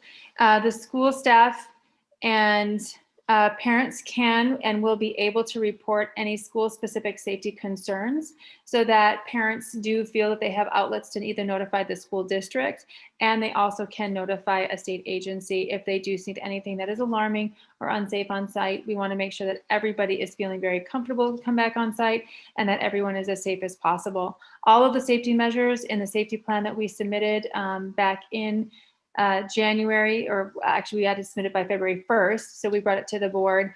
Prior to that, all of those safety precautions and procedures are in place on our campuses, and we are now conducting site walkthroughs and inspections to make sure that all of our safety measures consistently remain top-notch for the staff who are on campus, the ones who are coming back, and then eventually students who are coming back. Student administrators can request assistance from a state agency in order to develop and implement those safety plans. So there is a mechanism for that now as well. And we already talked about the Safe for All plan and how that's changed a little bit. The addition to that Safe for All plan really comes in with the 25 per 100,000 case reportings. That would indicate if we are below that number, that would indicate that grades TK through 2 can resume for in-person learning, and then case reports that fall below 7 per 100,000, then the 3 through 6 group can resume for in-person learning. So again, if you did apply for those waivers way back in November, you can come back a little bit early. Most districts did not apply for those, and if they did not implement them at that time because of the case rates that were increasing drastically. District's requirements to reopen. We do need submission for the COVID-19 prevention plan, which we did. That was the CPP, that was the grant that we applied for. That meets the OSHA safety guidelines and regulations. We are required to have biweekly reporting to LACO in terms of how many staff and students would be on our campuses, so that can be closely monitored and make sure that those safety precautions are put in place. Partnerships for vaccines, we do have to have dispersal to staff. We have to have partnerships with local health agencies, which I'll get to in a minute, so that our staff can be prioritized in getting their vaccinations. And we also have to have a partnership for COVID-19 testing for staff and students. So having students on campus, having athletic groups come back on campus does come with a requirement of staff and students being tested. The intervals, they're still working on exactly the ratio of, where your case rate is to how many times per month you have to test staff, whether it's once per week or once every other week. So we're awaiting some direction there, but you do have to have a partnership with a testing agency. Site inspections, like I said, on the campus, just to make sure we have weekly and then every other week inspections to ensure that all safety precautions are in place and being enforced. And then when you do bring students on campus, you have to have what's called a stabilization period of 5 consecutive days with no increase in case reporting. Once you do that, then you can apply to have an additional cohort of students come on campus. So we are going to go through that phased approach at a later slide. So the phased approach to on-campus learning, really step 1 is to invite those small supervised cohorts back onto campus. That's going to be happening in the next, this week and next week. Special education in-person assessments and in-person services are resuming and have resumed this week. The cohorts that address learning difficulties, learning loss, for our EL students, those have resumed, and we will be resuming childcare provided by our ELP program. So all of those things in step 1 have already come back online due to the announcement that we were able to kind of ease restrictions and open back up our doors. Step 2 is really the expansion of athletics, arts, academic, competitive groups. Of course, the competitions have not been scheduled. That's not permitted as of yet, but we have been able to open a little bit back up into practice and conditioning schedules where appropriate. And I will talk about CIF and the Rio Hondo League towards the end of the presentation. TK through 2 grade levels, the application is listed in the appendice by the Department of Public Health. You do have to apply when you're bringing any group back onto campus and make sure that the Department of Public Health does approve and know what student groups and how many you are planning on bringing on. And then finally, as of right now, in terms of the progression toward the end of the year and the case rate reporting, you could potentially see grades 3 through 6. And that would follow the same process. When we look at where we are with February 22nd, again, ELP has come back on campus. Our LPAC has come back on campus. Teachers are coming back on campus. We have to have regulated access to a 25% minimum. And we don't want to have too many people on campus at a time, because we do want to make sure that all those safety precautions are put in place and that we do not have transmission occurring. The small intervention cohorts will begin on campus next week. And then those surveys, like I had mentioned before, will go out to our families and students and make sure that their voice is a part of the plans that we put forward and the timelines that we put forward to bring students back on campus, to a greater extent. March 8th, we are going to increase those numbers in those cohorts and assist our most vulnerable students. And that would include our EL students, our foster youth, our homeless youth, special education students, some students who are having, tremendous attendance difficulties, things of that nature. And then we are going to offer some in-person response to intervention where students need academic intervention. And we're going to work with our staff, our teaching population to help us do that. And then finally, we are going to, towards March 8th, we are going to offer credit recovery for those students who have missing credits and who need to regain credits in order to graduate on time. Of course, our seniors are the most important and they have the highest priority. And then we will go right down the line to our juniors and then look at our sophomore populations.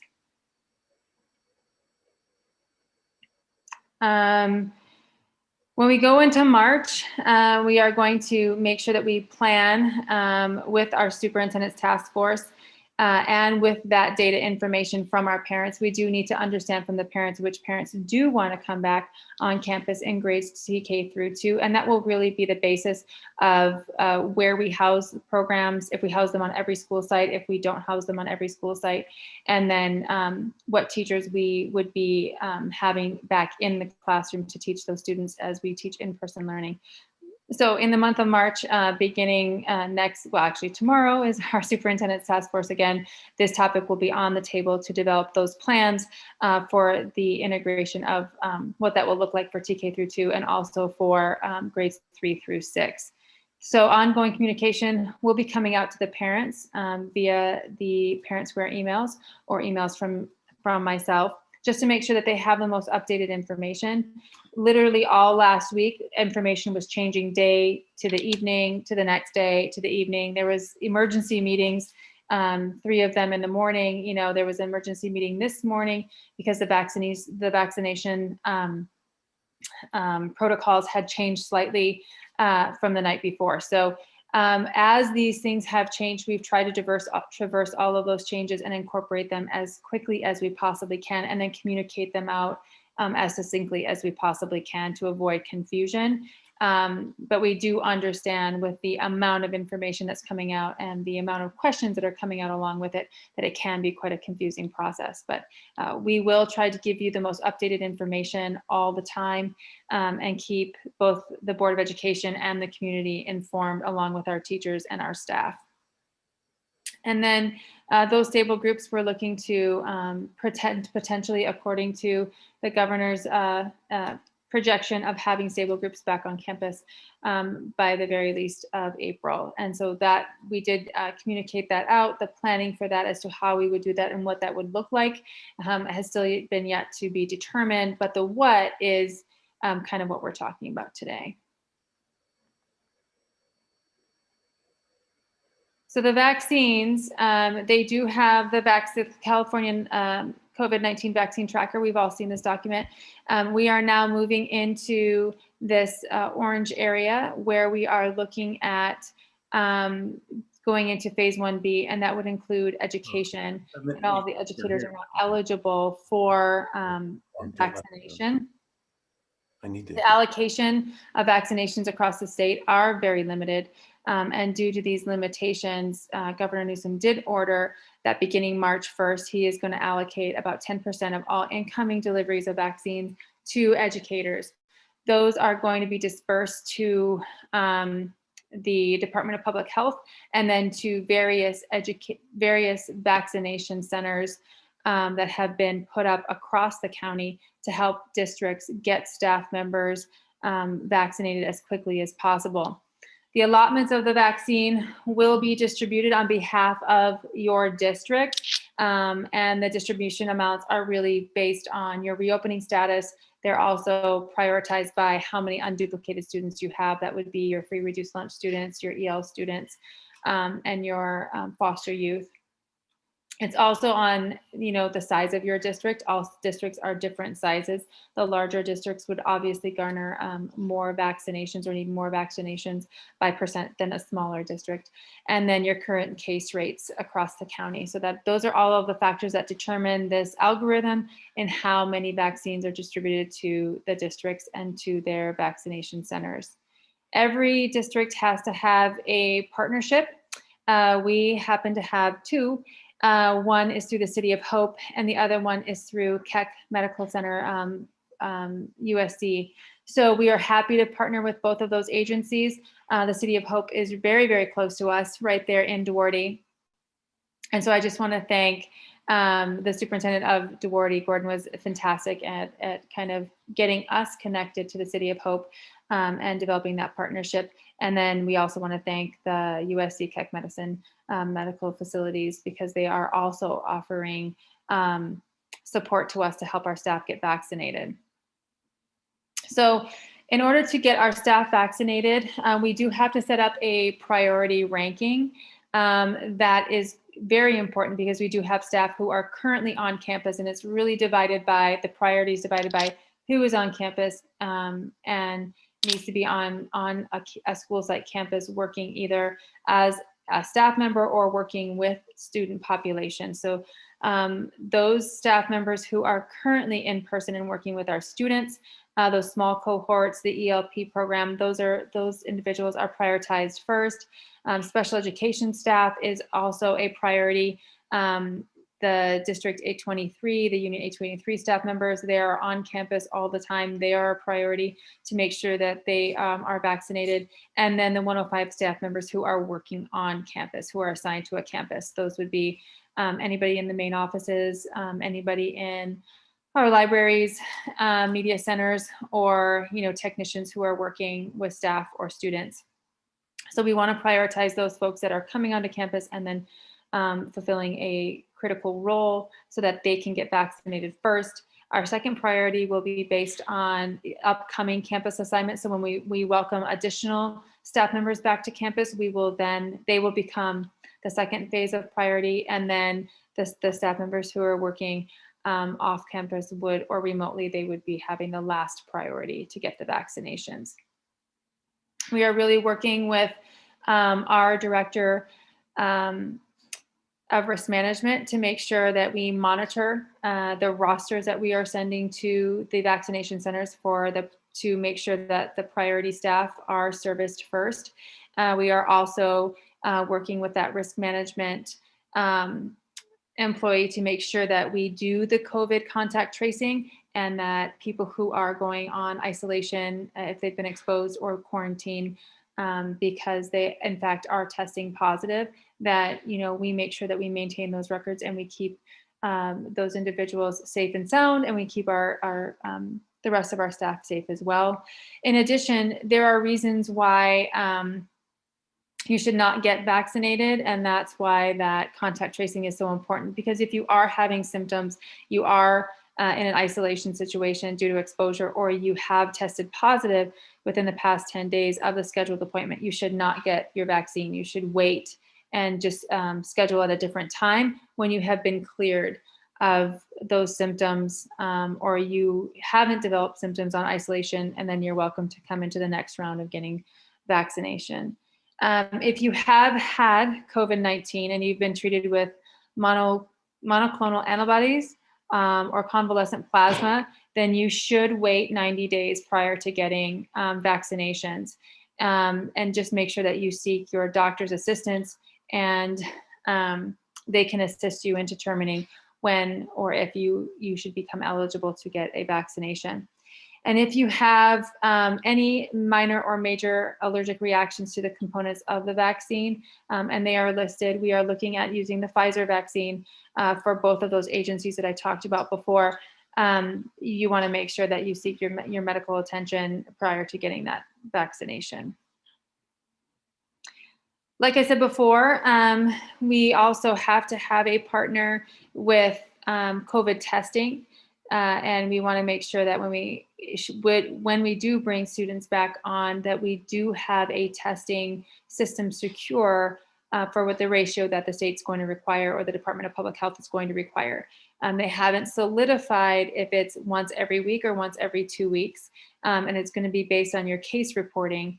But we have contacted Chinatown Service Center. They're out of Los Angeles, and they are a fantastic partner across our valley. I know that many districts are working with them. They were very gracious to work with us, and I do believe the owner's grandchildren go to Temple City. So we were quite high on his priority list to make that partnership with. So thank you to our friends at Chinatown Service Center for offering to be our service provider for COVID testing when we get to that phase.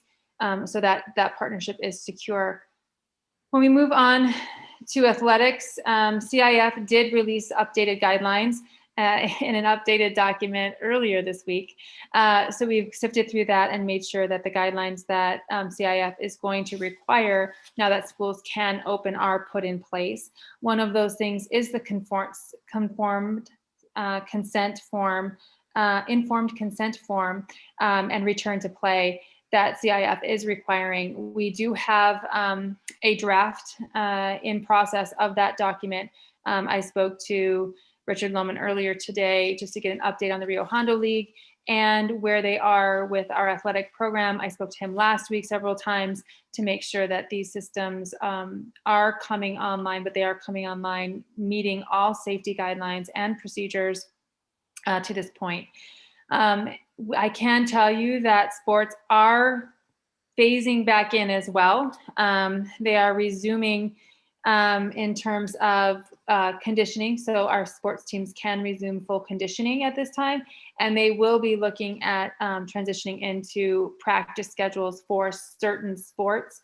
The Rio Hondo League did meet, and they did discuss which sports could go back into full practice. And then later on, they are also determining what sports would be eligible for competitions. And so that currently hasn't been determined at this time in full as to which sports can come back into their competitive season, but those plans are being put in place. And then when we get an update on that, we will surely let the families know how all of that is going to take place.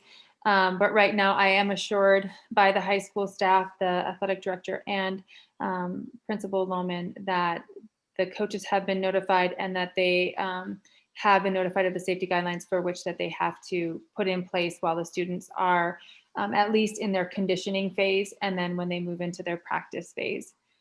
But as that evolves, more information will be forthcoming. And then as we go through every board meeting, we will have presentations to update the staff and the parents and the community about where we are in our process. We do have superintendent task force meetings every Thursday, and those are going to continue on as we develop our plans moving forward to address the needs of our students and our campuses. And of course, safety remains the #1 focus that we have. There is no rush to get back into full scale every student and staff member back on campus if it's not going to be, keeping everybody as safe as possible. I know that there are a lot of fears out there. I've heard from a lot of families. I've heard from a lot of staff members in terms of, getting vaccinated and what does that mean and what the timeline is. The vaccinations are critical in ensuring a confidence level of safety. So we do totally understand that. We are trying to get our staff vaccinated as quickly as possible. Emails will come out after this evening. It's very customary for me to want to not out-inform our Board of Education and make sure our Board of Education has information firsthand, and then the subsequent information coming out to our families and our staff. Information will be coming out with regard to the partnerships that we formed with the vaccination centers and along with their schedules. I just have to note that this morning they did change the reporting software that all the vaccination centers are supposed to use. So they've upgraded that as of last night. So they were literally rolling that into all of the vaccination centers and converting the data so that everybody would have very clean data as to who has gotten vaccinations and who is still in need of a second vaccination. So they're updating that as we speak. We will be updating our staff with those scheduled dates and times and how they can go online and sign up for their vaccinations. And then again, we will make sure that the priority staff get first in line for those vaccinations, and those will be the staff that are assigned to campuses to perform their jobs, and those staff members who are also assigned to students. So any questions at this time? Or I will answer any question at this time. Anybody?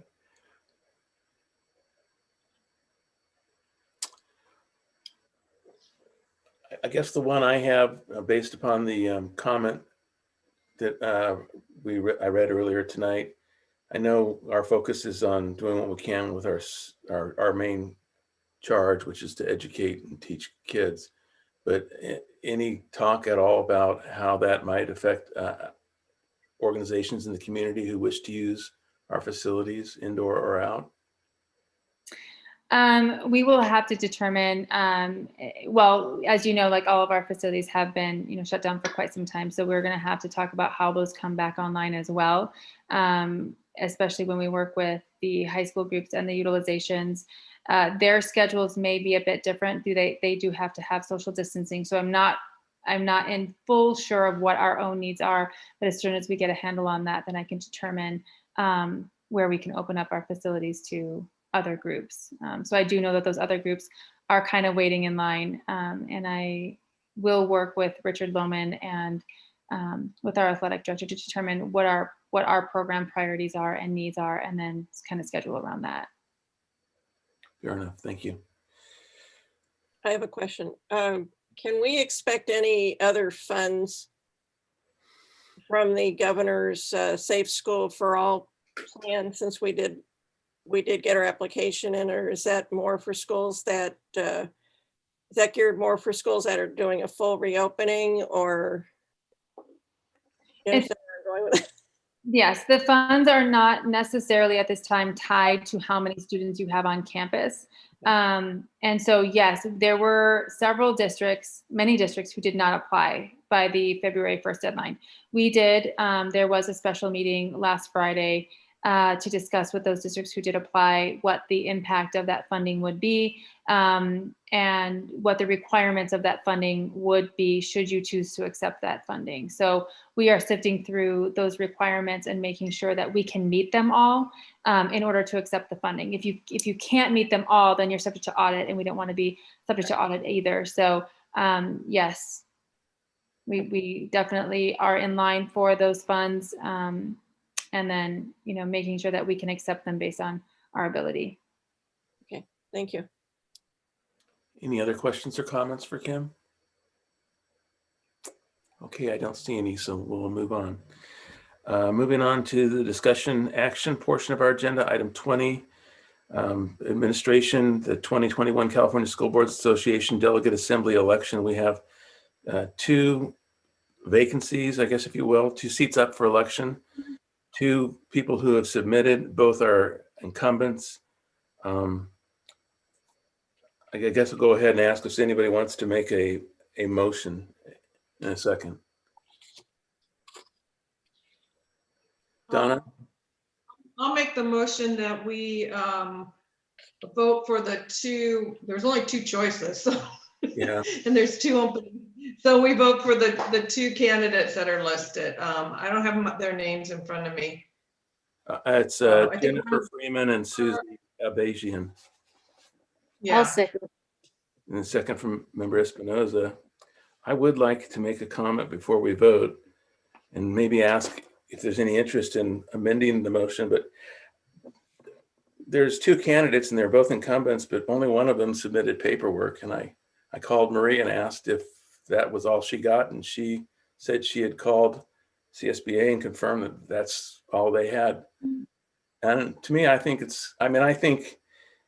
so the one who didn't submit paperwork is Susie Abajian. I can't pronounce the last name, and I'm guessing she's going to get elected because she's the only candidate, but I just feel like not providing any information at all as to why you deserve it is not appropriate. And I would prefer not to vote for her. So is there any interest in amending your motion? If not, that's fine. Donna? No, I'll just leave it how it is. I'm sorry? No, I don't want to amend it. I'll just leave it. Okay. Any other comments or questions?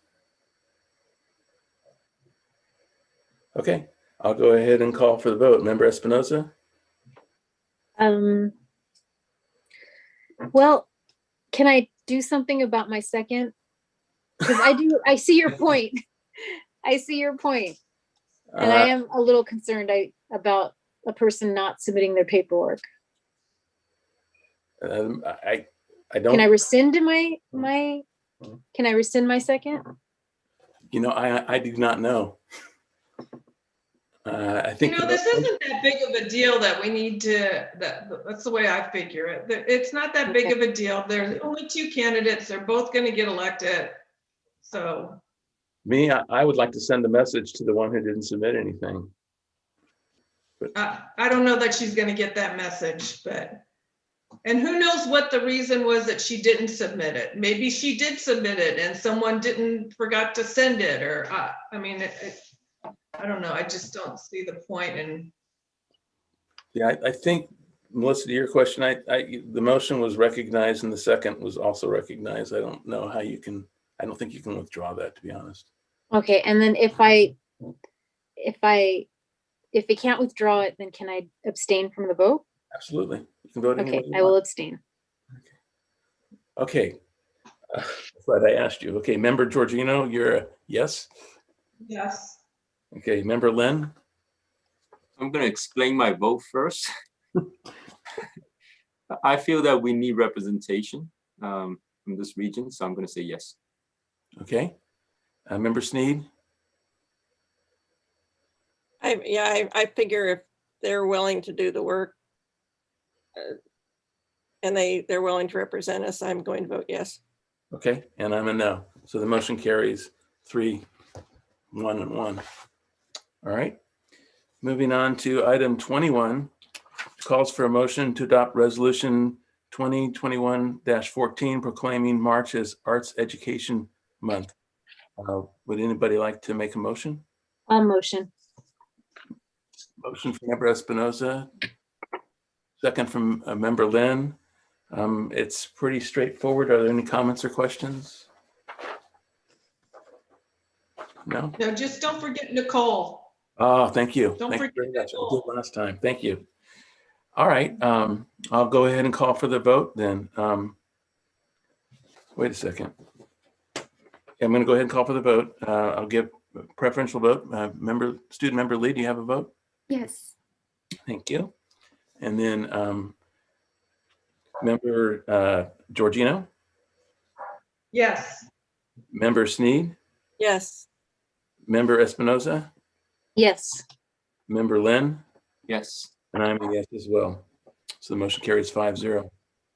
Moving on to item number 22, calls for a motion to approve extending cell phone stipends for a number of individuals who are listed, primarily cabinet and senior level managers.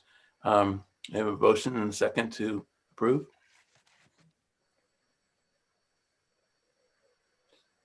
Okay, I'll Can go we have ahead. a little report about this, please? Sure.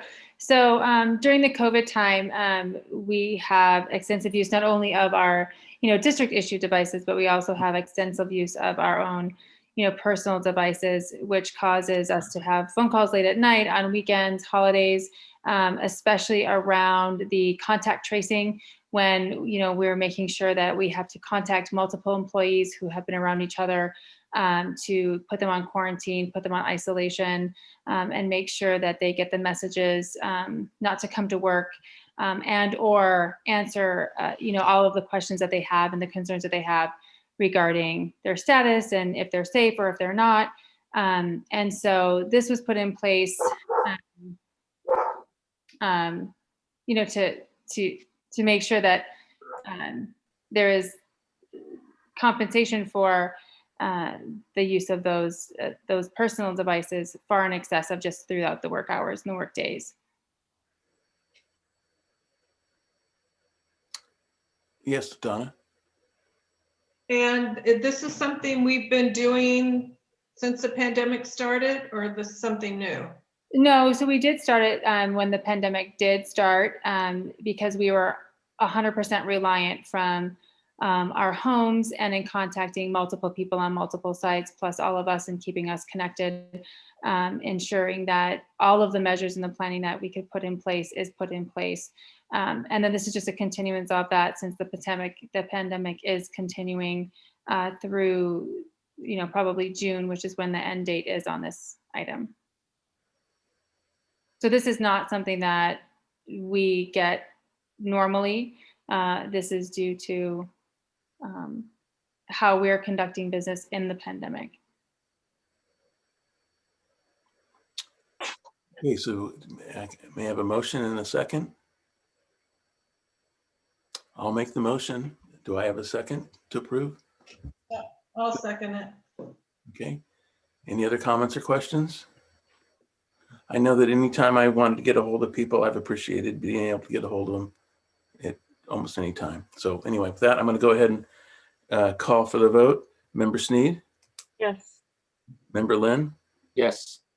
Member Georgino? Yes. I'm a yes, and Member Espinoza?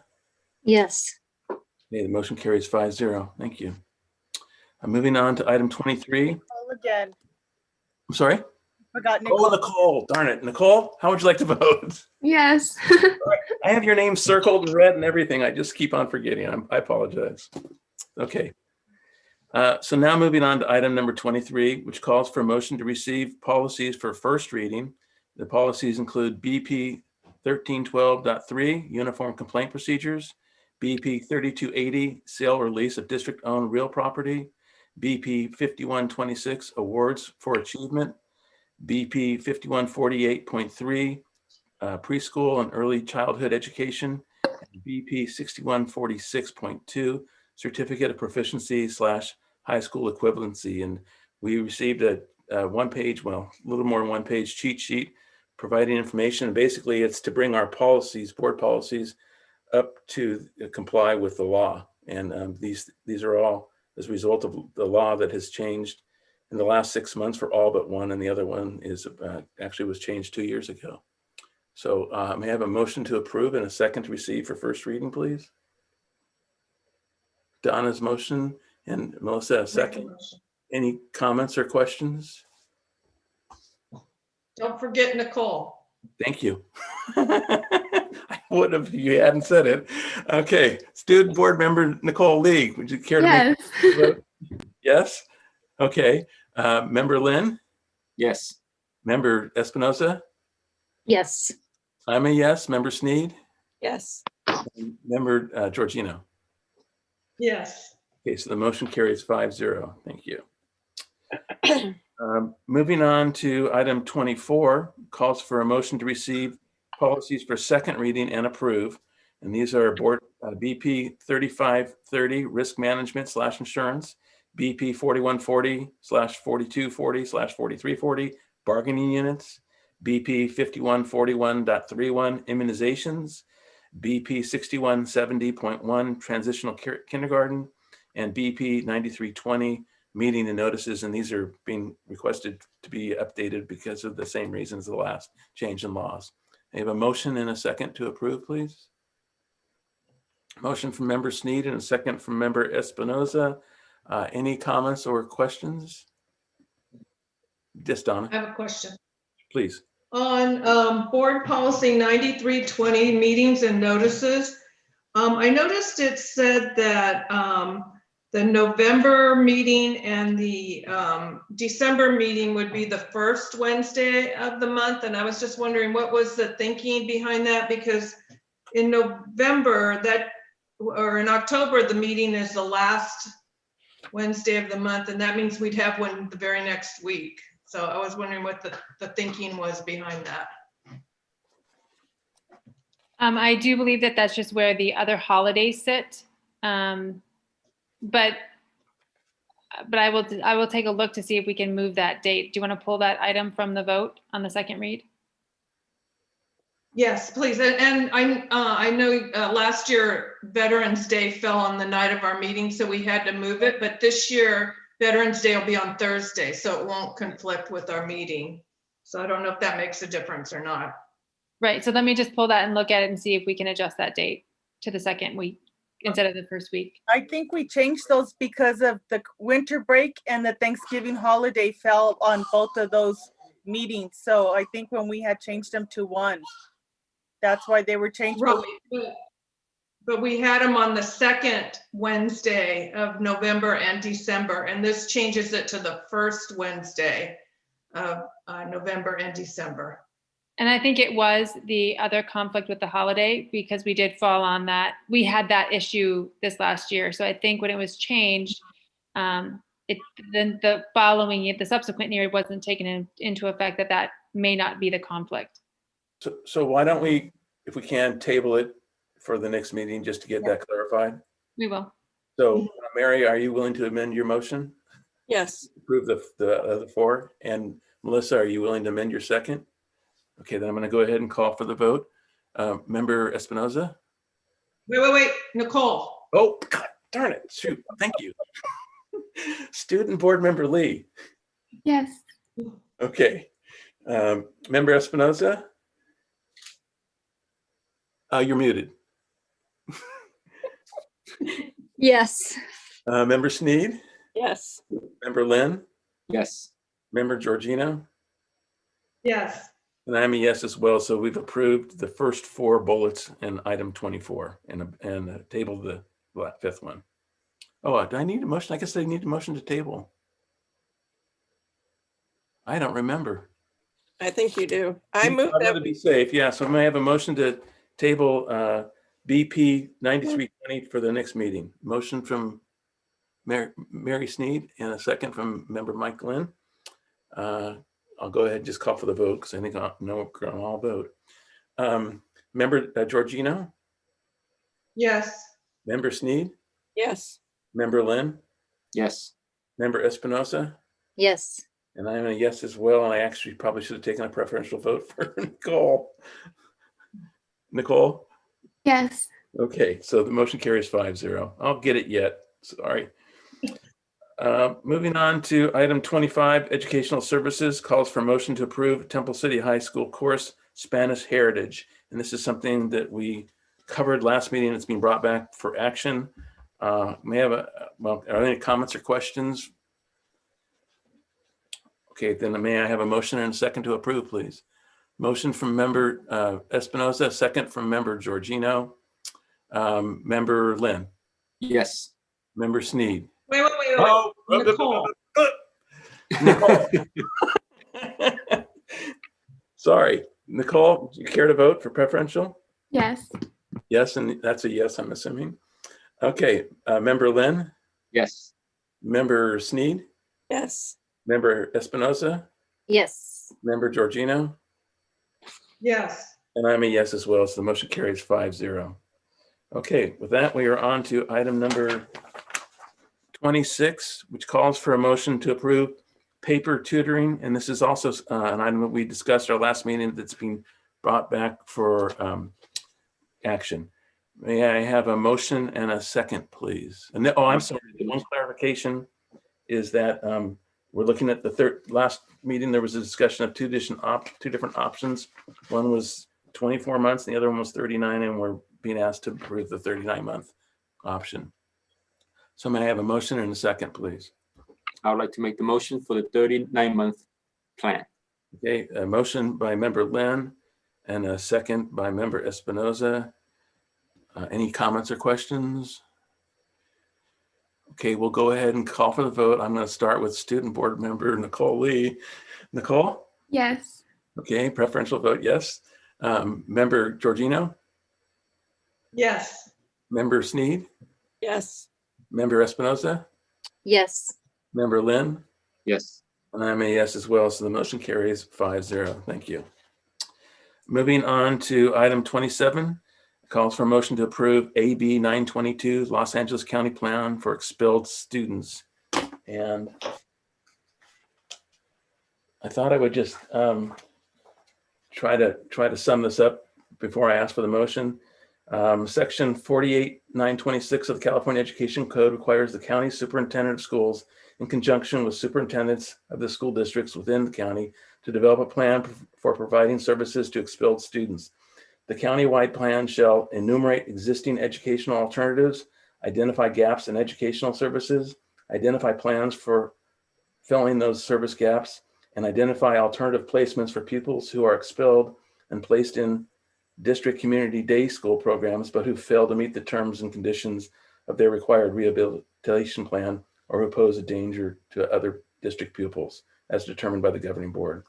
Lastly, it says local governing boards are asked to accept and acknowledge a basic plan to address the needs of all expelled students in Los Angeles County as required by Education Code 48.926. So may I have a motion and a second to approve, please?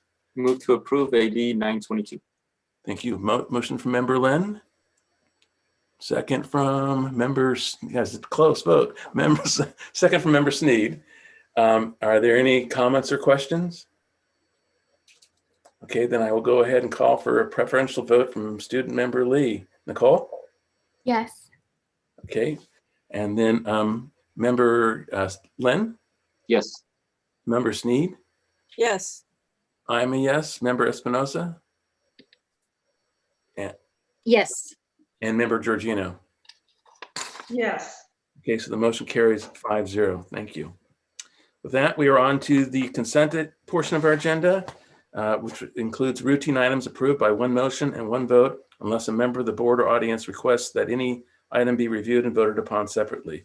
May I have a motion and a second to approve, please? I'll make the motion. We have a second.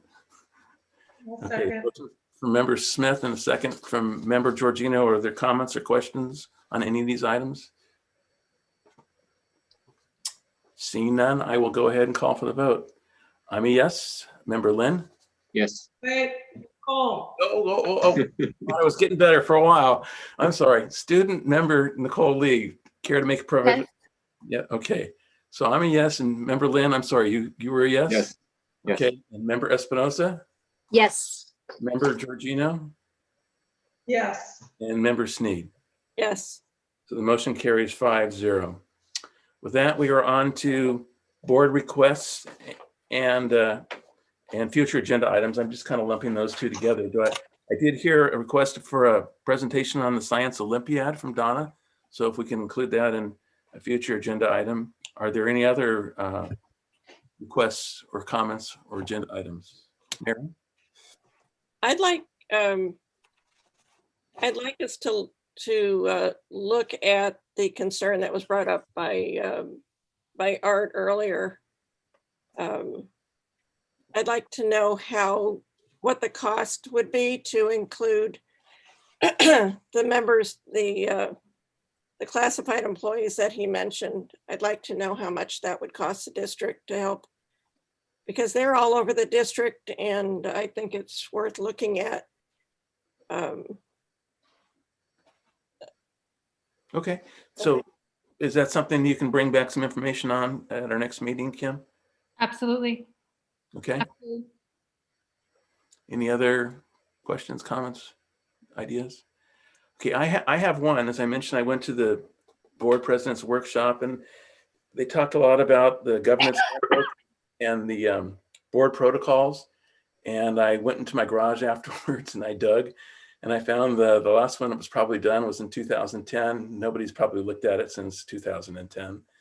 But it's the thing that really impressed me about having one and having it up to date is for when new board members join. It's sort of a roadmap of what to expect when. It includes an annual calendar of when certain subject matters are discussed and whatnot. So I know there's a lot going on. I know hands are full. I don't know how urgent it is. I wouldn't, with all the other things you got going on, I wouldn't ask you to drop some of those certainly, but I think it's something we should put on our agenda at a future meeting in the not too distant future. So that's my list. Mary, did you have something? No. No, you dinged something. Excuse me, Matt, I'm sorry, I didn't hear what it was you were talking about. There was a noise when you said what it was. Okay, there's something called a governance handbook and board protocols. And Okay, all right, thank you. So we'll include that at a future meeting for consideration or discussion. And so with that, anything else, just to make sure? Okay, I'm assuming we did not receive any further public comments or on agendized or non-agendized items. I see Marie shaking her head no. So with that, I will go ahead and call for a motion to adjourn. May I have a motion and a second, please? Motion from member Georgino and a second from member Espinosa. Member Georgino. Oh. Student board member Nicole Lee. I'm not going to answer. Nicole, Yes. you want to stick around or you want to go home? Or you are home? Okay. Member Georgino? Yes. Member Sneed? Yes. Member Espinosa? Yes. I'm a yes, and member Lynn? Yes. Okay, motion carries 5-0. We are adjourned. Thank you all very much. That's before